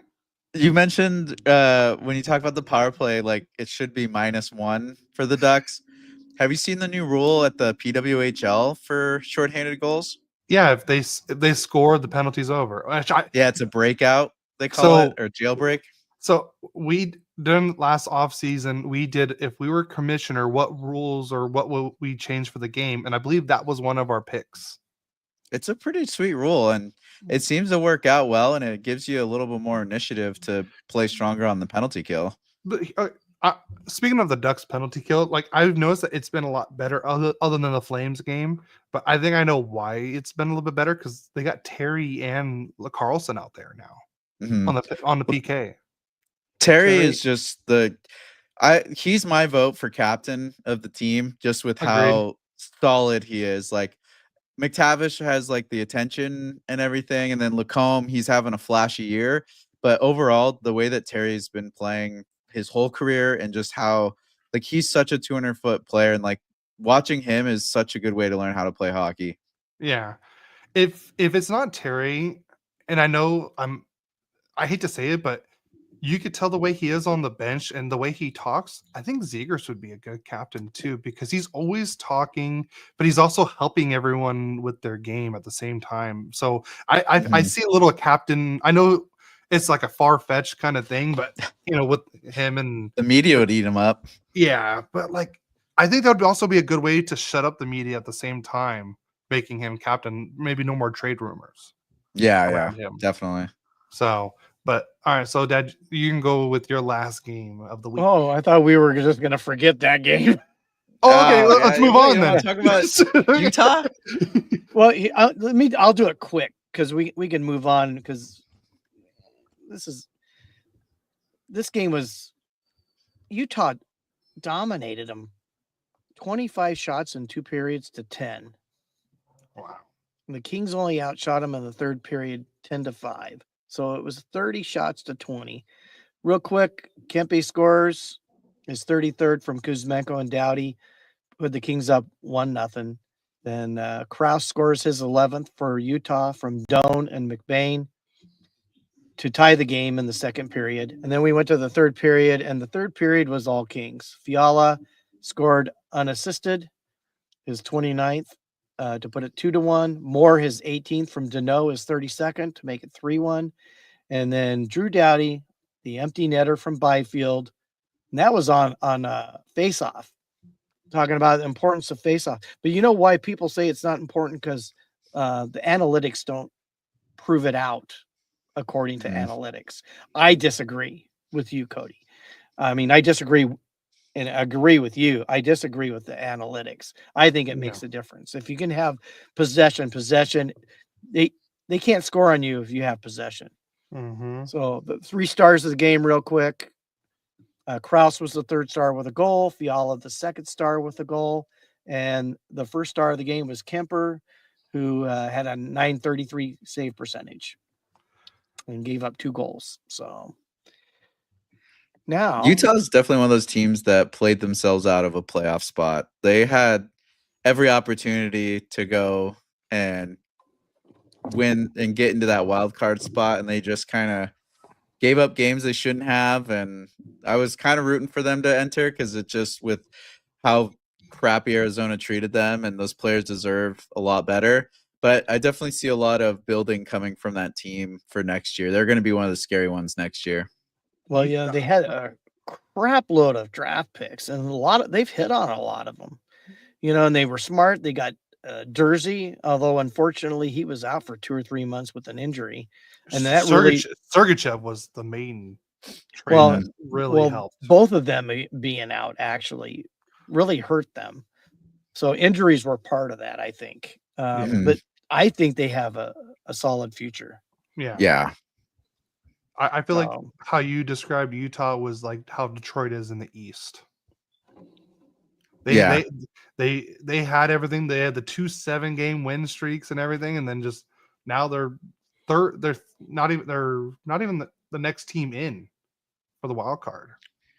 I was really hoping Columbus would get in there. There's still a little bit of hope, but they were having such a just divine season, and then it just after that stadium series, it kind of went meow. Yeah, seriously. All right, so we finally finished the game recap. So let's move on to player of the week. Dad, you go first with your Kings. Well, for the 2nd week in a row, it's Andrei Kuzmenko. This time I spelled it right. It autocorrects to Andrew. No, it autocorrects to Andrew. He had 2 goals and 4 assists and was a +5 in 4 games. And he's making Kopitar a better player. Yeah, your pick is like the face. I'm shocked that you picked Kuzmenko. Oops. He had the most points. Yeah, no, he's looked good. The only one that was, I think Kopitar was a +6, but I think he only had 4 points. Yeah. I mean, Kyle, who would your Ducks of the week be? Honestly, my Duck of the week, I mean, McTavish was setting the bar pretty well, but I would say Colangelo, because the way he's come back and he's gotten points, and he had that injury that he was dealing with, fought through it. Now he's coming back, and he didn't really take a step back. And I really like the setup that they have with Zegras, him, and McTavish. I would go with Colangelo for the player of the week. I don't disagree with that. But I will. My pick was McTavish, though. He had the 3 assist game. I don't know. And when he is on, it's crazy how good he looks. I just wish he can handle the one thing I think he needs to work on in the offseason is how to handle a pass so he can get that one-timer and shot off a little quicker. Because I can only imagine how many more goals or assists he would have if he could just handle that pass. Well, speaking of face-off being important or not, when he's dominant in the face-offs, the Ducks usually end up with winning as well. So like that's why I did a little segment saying like he's kind of the pulse of the team right now. Like when he's good, the team's good. When he's not playing well, the team's not playing well. Like I think he only had 28% or 30% of his face-offs won against Calgary. And then against San Jose, he was down in like the 30s, I think, as well. So, but then before that, he was up at like 70%. Not Toronto, but the game before. So it's like he has really good days, and then he's kind of just in his body language. That's one thing that drives me nuts about McTavish, just his body language. He's one of those guys that like he's very like without being animated, he's very animated. Like you can just kind of see when he's like just dogging it versus when he's actually like in the zone and playing really well. Yeah. I agreed 100%. Are we ready to move on to predictions? Sure. Want me to go first? Yep. I'll be quick. Today, against Edmonton, I have us beating Edmonton 4-2. I wouldn't be shocked because Draisaitl's out again. And McDavid's out. They've been hurting. But then again, I wouldn't be shocked if we play down to them. But I'm going to predict a victory. Monday, we play Seattle. I predict that we'll beat Seattle 5-2. And then on Thursday, this will be the interesting one because we both got to make predictions on this. I have us beating the Quackers 5-2. How dare you? The Quackers. You're crackers. Yeah, I know I'm Quackers. First admit it. I'm nuts. So okay. Okay, Cody, now your turn. You got 4 games this year. Or this year. Oh wow. This week. Well, that's about all you won. Yeah. Okay. So the on today the Ducks are in Vancouver. Oh, this is a tough one. How do I want to go with this? I'm gonna go with a 4-2 win in Vancouver. What do you think, Kyle? Yeah, they've been a little back and forth. The Ducks are down 2 to Vancouver, or actually they're up 2, down 2. So in the last game, they've both been like not really. I don't know. It's been an interesting one. I'm gonna go with a 3-2 OT winner for Anaheim. Okay. All right. Next game we have the Ducks come back home and host the Edmonton Oilers on Monday. I'm gonna go with a 4-2 loss this time. Ooh. So you think the Edmonton's gonna even up the series? Yeah. I feel like Edmonton's another one of those teams that the Ducks just, and I know even though that like Draisaitl and McDavid are probably going to be out for that game, but I still feel like there's going to be something. The Ducks just usually play down, especially with stuff like that. So I feel like the Ducks are going to lose that one 4-2, and somehow Skinner's going to look good in that game. Somehow. Well, looking at the last 3 games, the first game Anaheim blew them out. It's like 7-2 or 7-1, something like that. Then they lost 3-2. Then they won 6-3. So I'm gonna go with a 5-3 win for Anaheim. We get chicken. We get chicken. I'm not hating it. No, I'm not either. You get the free chicken too, so you might as well root for us. And we get to take LA out or Edmonton down. Then on Wednesday we play at home against Calgary. Oh, you know what? Because I don't want to get 4-1 loss. No. See, do they play a game the day before or anything like that? Yeah. Well, no, it's back to back to LA. For us. I meant for Yeah. Calgary though, because if we get Dan Vladar, we may have a chance. I looked at I think they play Seattle right before. Because this is like the game I want to like. Let's see. Or not Seattle. That's LA that plays Seattle. I forgot. I just looked at it. Let's see. Calgary. No, they play against San Jose in San Jose, have a day off, and then they play us that Wednesday. This Wednesday. So you know what? Screw it. I'm gonna say, because I don't want us to get swept. I'm gonna say a 3-2 win. Because I don't want us to get swept. The confidence. I like the confidence. My mom agrees with you, Kyle, with the Oilers. Yeah. Yes. And then we've been beating them pretty well this year. Yeah. And then the freeway face-off on Thursday. The last freeway face-off of the season. It's what, 2-1 Kings right now, I believe. Should have been 2-1 Ducks, but what's his name stood on his head, that Portillo. Well, and it was the beginning of the season when we lost the first two. It was like October and November. Yeah, but it's in LA. That's another thing. Yeah, and they got the best home record. Yeah. I'm gonna go 4-3 loss. I'm gonna say it. Okay. For us or the Kings lose? For sadly, I'm gonna say for us. But also the last time I predicted a loss, we won. So hey. Well, the only reason I would want Edmonton to beat us and then for us to beat LA is so that LA can lose home ice advantage and just get smacked by the Oilers in the first round. But I still be nice now, Kyle. Be nice. So I'm gonna go with the Ducks coming away with the 4-3 win. I'm gonna be opposite. All right. So you, Cody, you have 2 wins, 2 losses. I got 3 wins, 1 loss. You only have Calgary's losing to Calgary, right? Yeah. Yeah. Okay. We've lost them 4-1 twice now this season. Calgary's not an easy team to play. Especially if you're the Ducks. But I just want the Ducks to have fun and just literally play spoiler the rest of the season and mess with everyone's playoffs positions. There you go. I don't think there's keep Calgary out, keep Vancouver out.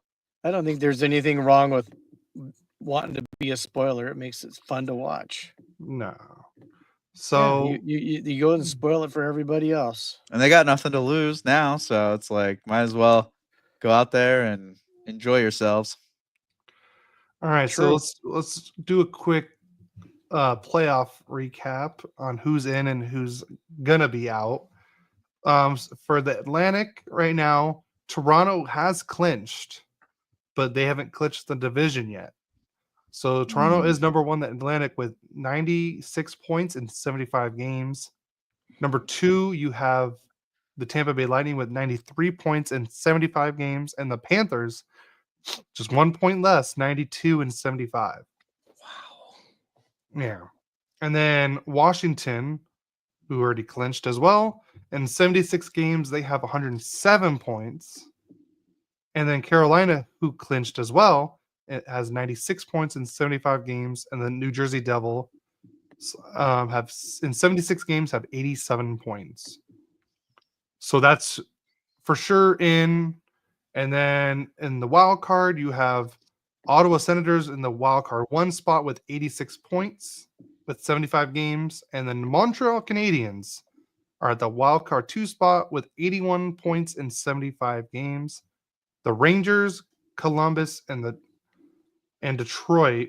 And I guess the Islanders are all kind of close. I would say the closest one is the Rangers. They have 79 points with 75 games. Columbus is next with 77 points in 74 games. And Detroit has 77 points in 75 games. And the Islanders have 75 games with 76 points. Right at the cusp of not being able to make it. Yeah, and I would say the Bruins are for sure out because they have lost 7 in a row. They're 0-9-1 in their last 10, and they're last in the wild card. and They're just they're rough. last in the conference. Yes, they are. rough. And I predicted Boston wouldn't be as good. But not this Not this drastic. bad. Not that this bad though. That's true. Not that bad. Oh my, they So just bottomed out. So I mean, I would say for sure the top 3 in each division. That's not the only thing that's going to change is who's going to win the Atlantic, pretty much. So if I was Toronto, I would want to win the Atlantic because I do not want to face either Florida team. Mm-hmm. Who's going to in, be a no. Who's in for the wild card for the East? I think it's set. I think Ottawa's definitely in. Yeah, I think Ottawa's definitely in. I think Montreal's gonna lock it in because they've been playing really well. They've been winning a lot of games, and they have a pretty decent gap built between themselves and the rest of the pack to where I don't think the other teams are going to be able to win enough games, and they're not going to be able to lose enough games to lose that spot. See, the only I think the Rangers could, because the Rangers do actually have the advantage if on the tiebreaker because they have more regulation wins. So we'll see what happens. But I mean, it's only wait, where is it? Yeah, 32-26 regulation wins. Those are Okay. losses, Cody. They both have No, 36. No, regulation wins. Regulation wins is the first tiebreaker if teams are tied with points. And New York has the advantage on that. Okay. So, yeah, we'll go to the West now. The West. So in the Central, each team in the Central has clinched. Winnipeg has 108 points with 76 games. Dallas has 104 points in 75 games. And the Avalanche have 98 points in 77 games. I think the only thing is, can Dallas come back and overtake Winnipeg? It's close. And they got a game in hand too. And they have a game in hand. So we'll see what happens. And then in the Pacific, right now, you have Vegas, who also clinched. They have 98 points in 75 games. Then the Kings have 95 points in 75 games. And Edmonton has 93 points with 75 games. So again, I think Vegas is probably going to go away with the Pacific again. Now it's just between who's going to get the home ice advantage between Kings and Oilers. Yeah. So Oilers. And then for the wild card one, you have the red hot St. Louis Blues with 91 points in 77 games. Then the Minnesota Wild with 89 points in 77 games. But right behind, I would say the only team that really has a chance is really the Calgary Flames with 84 points in 75 games. So there are 2 games in hand to both. Mm-hmm. Well, I would say to Minnesota. So could Minnesota be the team on the out? They've been losing the last couple. Like they've been taking them to OT, but you can tell they're struggling a little bit. But I would like to see Minnesota make it over Calgary, just out of personal preference of teams I like and don't like. Better play too, I would say. Yeah, and just the Wild I feel like they deserve it, and I just can never be a fan of the Flames.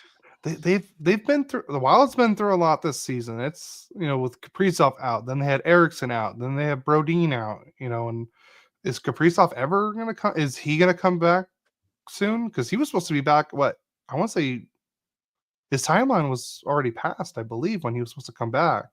Well, I think he's skating. He's skating. Okay. Yeah. I think they might be doing the old keep him for playoffs. Yeah. Right now, the Minnesota Wild and their last 10 are 4-4-2, and Calgary is 6-3-1 right now. Yeah. And if you're Vegas, would you want Minnesota, St. Louis, or would you want Calgary? If I was St. Louis, No, if you're Vegas. see, Vegas would get Vegas and St. Louis, and then Winnipeg and Minnesota.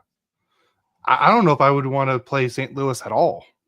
Exactly. So I'm like rooting for Minnesota to get their act together and start taking it up.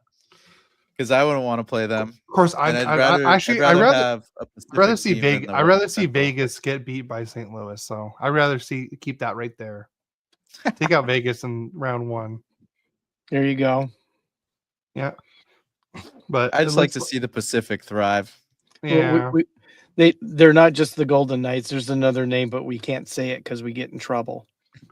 Well, my hometown team is an affiliate of them now with the Tahoe Night Monsters, so I have to be like, I'm a Nevadan at heart.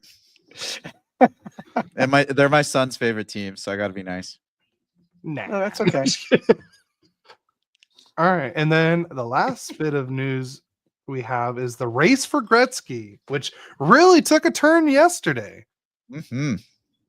Because It now did. he is officially tied with Gretzky with 894 goals. He's only 1 goal away.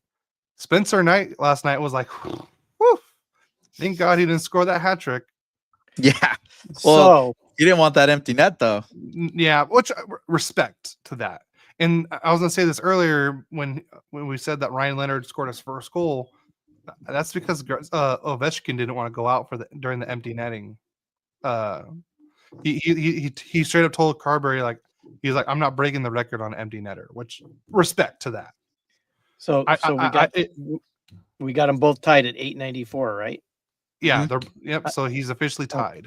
Okay, and he did it in 1 less game than Gretzky did too. Yep. I've got a game for you guys to play. It's called Ovi or Gretzky. Yes. Okay, you ready? Mm-hmm. Who has the most even strength goals? Gretzky. Gretzky. Okay. True. 560 to 498. Who has the most power play goals? Ovechkin, yeah. 324 to 204. Again, correct. Shorthanded goals. Gretzky. Ooh, shorthanded. I'm gonna go Ovechkin on that. Okay, well, you should have listened to Kyle. Oh. Gretzky 73, Ovechkin 5. He's not a power penalty killer. I didn't know, he could have been when he first came in, kind of, because he was a big hitter too. So I could see him being a somewhat decent penalty killer. Two more questions. Penalty shot. Ooh, I'm gonna say Ovechkin. Okay, Kyle.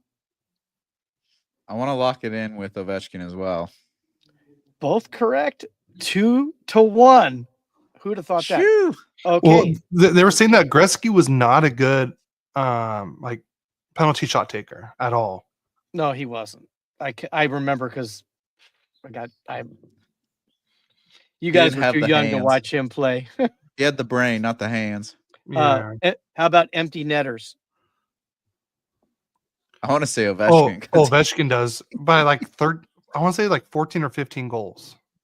Oh, should have just said Ovechkin. I did. 65-56. It was only 9. Okay. Kyle, you were 100%. Cody, you only missed 1. Yeah. Excellent job, guys. Didn't Do know you I was know going to pull that who on you, did you, Ovechkin's Cody? first hat trick was on? Yes, I know. Do you, Dad? I don't. Because they bring it up every time Washington plays the Ducks. His first hat trick was at the Honda Center. And it was against Jaguar. Because Tom Wilson's first hat trick was against the Ducks.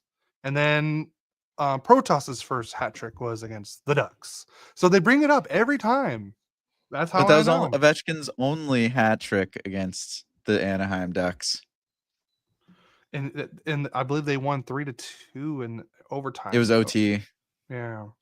And that was when it was 4-on-4 OT. Yeah, but like I said, they bring it up every time. Technically it was the Mighty Ducks of Anaheim, not the Anaheim Ducks. So Yeah, I'm trying to I still wish find- they'd go back to the Mighty Ducks. Oh God, yeah, I agree. from my understanding, there's still a copyright issue with Disney because they still own the franchise for the movies and the TV show. So that's why we had to like wait all these years to go back to the old school logo, and they had to change some of the things about it because technically Disney still owns that copyright and that trademark. So that's the reason why Oh. they changed it from a Mighty Duck to because who's afraid of a duck? Yeah, right. But That's a literally in the movie. A Mighty Duck, the flying V. Well, and I don't know, the Samuelis at the time, they were like extremely excited about doing it. And I can't remember the GM's name at the time, but he was all about like, we needed to bring the fans are the ones who wanted it. Like they're like, it was all the fans who wanted it. The fans wanted the orange, the fans wanted the Web D. It was all for the fans. And I was like, I don't know what fans you were talking to, but it wasn't Nobody wanted the Web anyone D. that I know. Nobody. Everyone's like, "Whoa, the D looks like a duck foot." I'm like, "Oh, that's great! Bring back the Mighty Duck logo."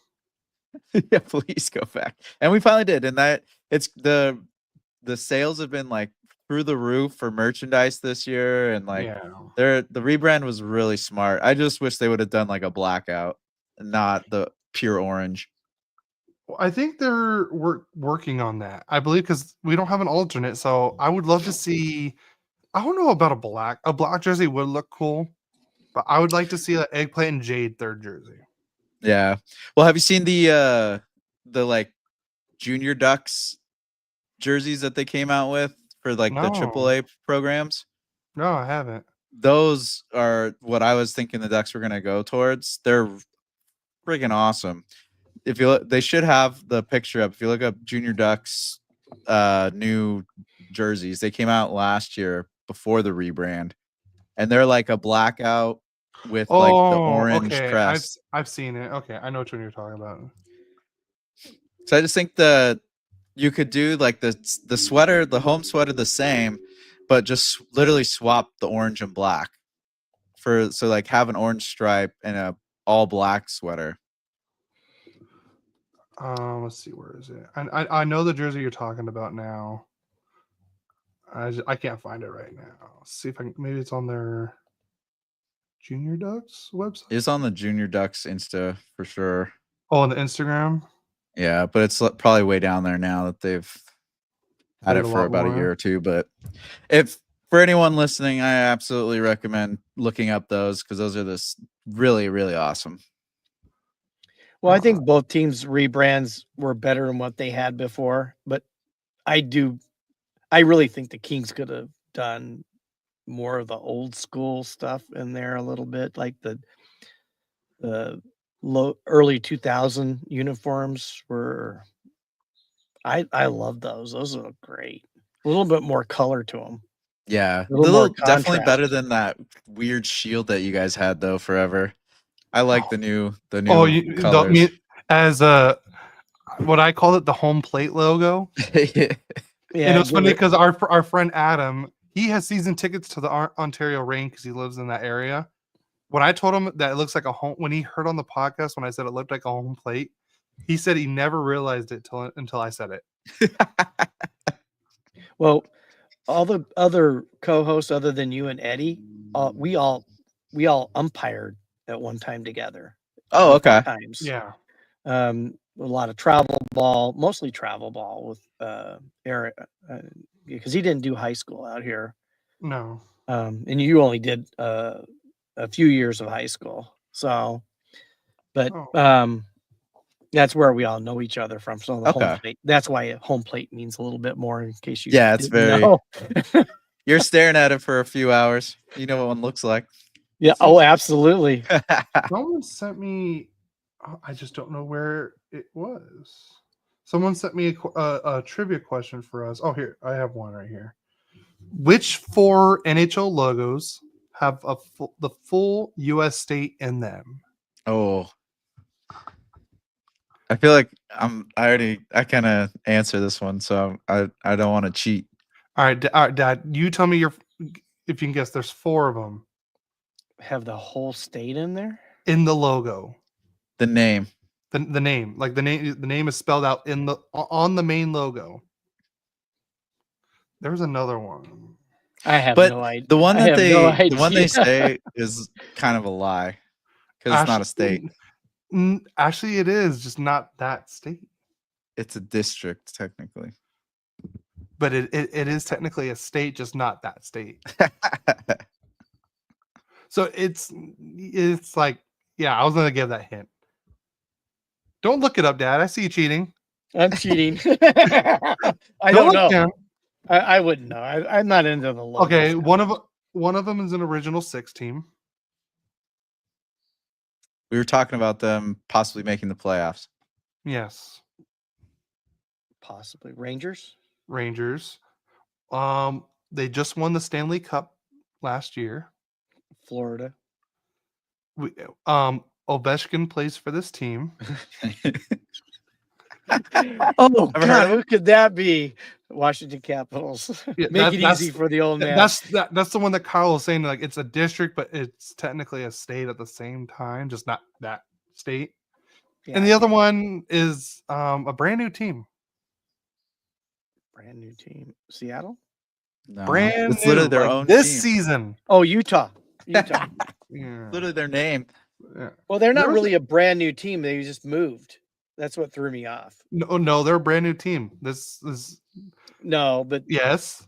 all the players were Arizona players. the year Yes, before. but we're not talking about players. We're talking about teams. It is a weird caveat that they're like not an expansion team, but they are.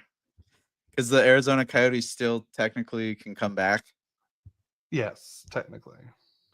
There if was they get another an one. ownership group that But cares. that was thanks to Mom. She sent me another one. I just can't find it. I don't know why. We've been but on is a it couple hours, so Yeah. So, and I'm the one that gets to edit this, so this should Yeah. be fun. Editing. well, Kyle, it's fun to put a face with the voice, Thank you. and I totally enjoyed it today. I mean, I think we've been blessed for 2 weeks to have 2 great guest hosts on our Yes. podcast, and we thank you for that. Thank you for So having much. us, and it's fun to hang out with you guys. And I was really excited for him to ask for me to come back over and spread the Ducks love and take on this Kings fan that he's got as a father. Yeah, well, it's all in love. You know. Exactly. It's all about the game, right? We never get nasty where it hurts too much. Yeah. Exactly. Comes close sometimes. We're not Philadelphia. Line. Ooh, yeah. We don't burn our cities down. True. Wins or loses. Yeah. They burn their city down. I mean, I love hockey, but it's still a game. Exactly. The best one, though. It is the best one. Yeah. So Agreed. So Kyle, tell our listeners where they can find you at. Absolutely. So I am the host of the Locked On Anaheim Ducks show.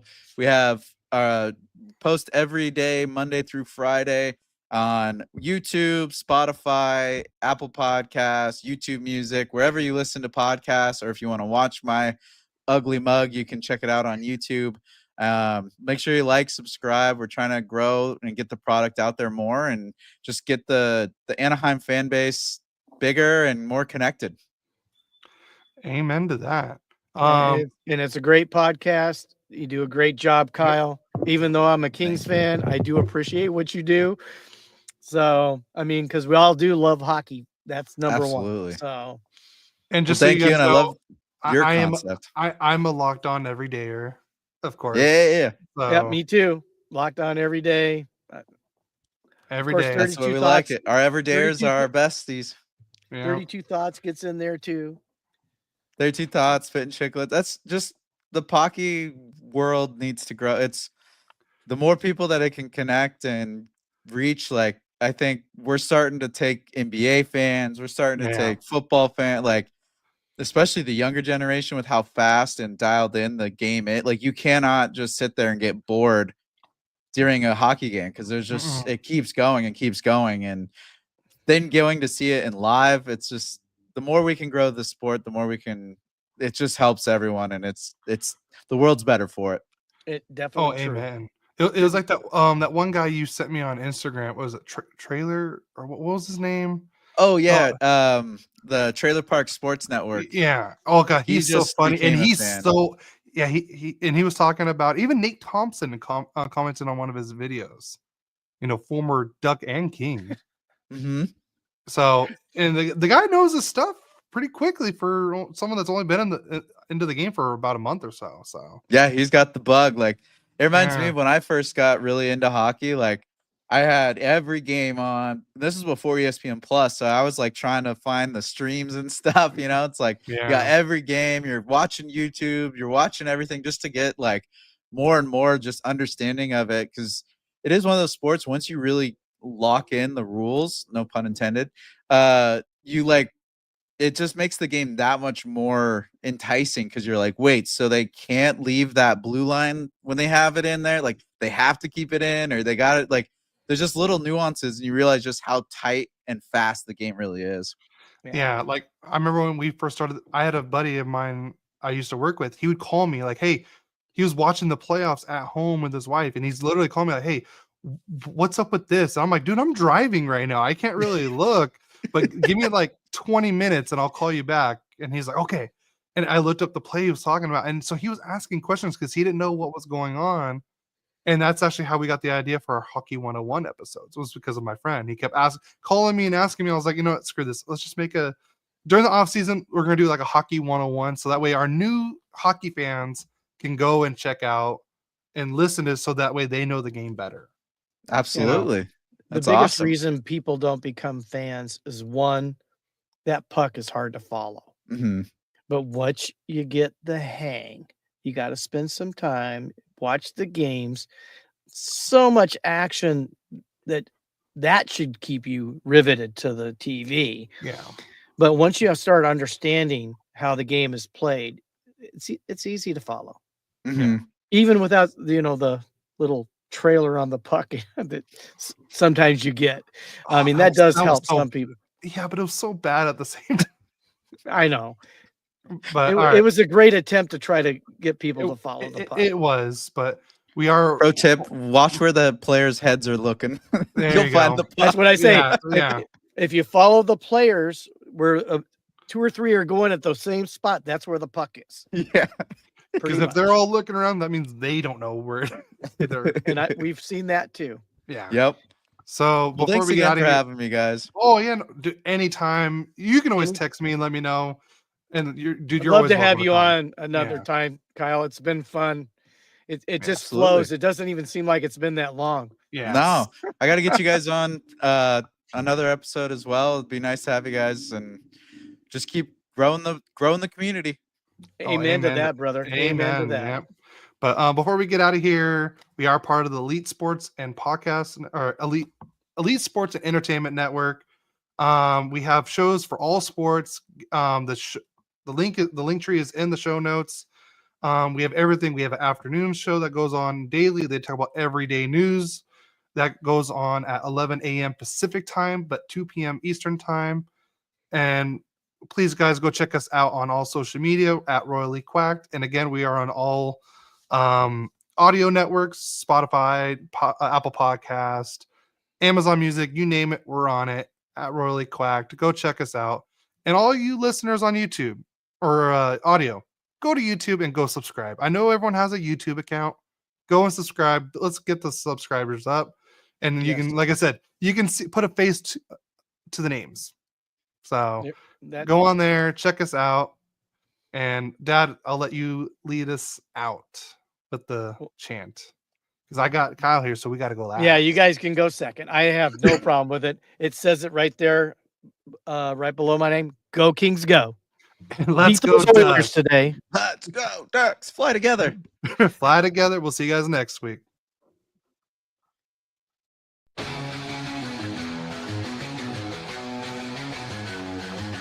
Father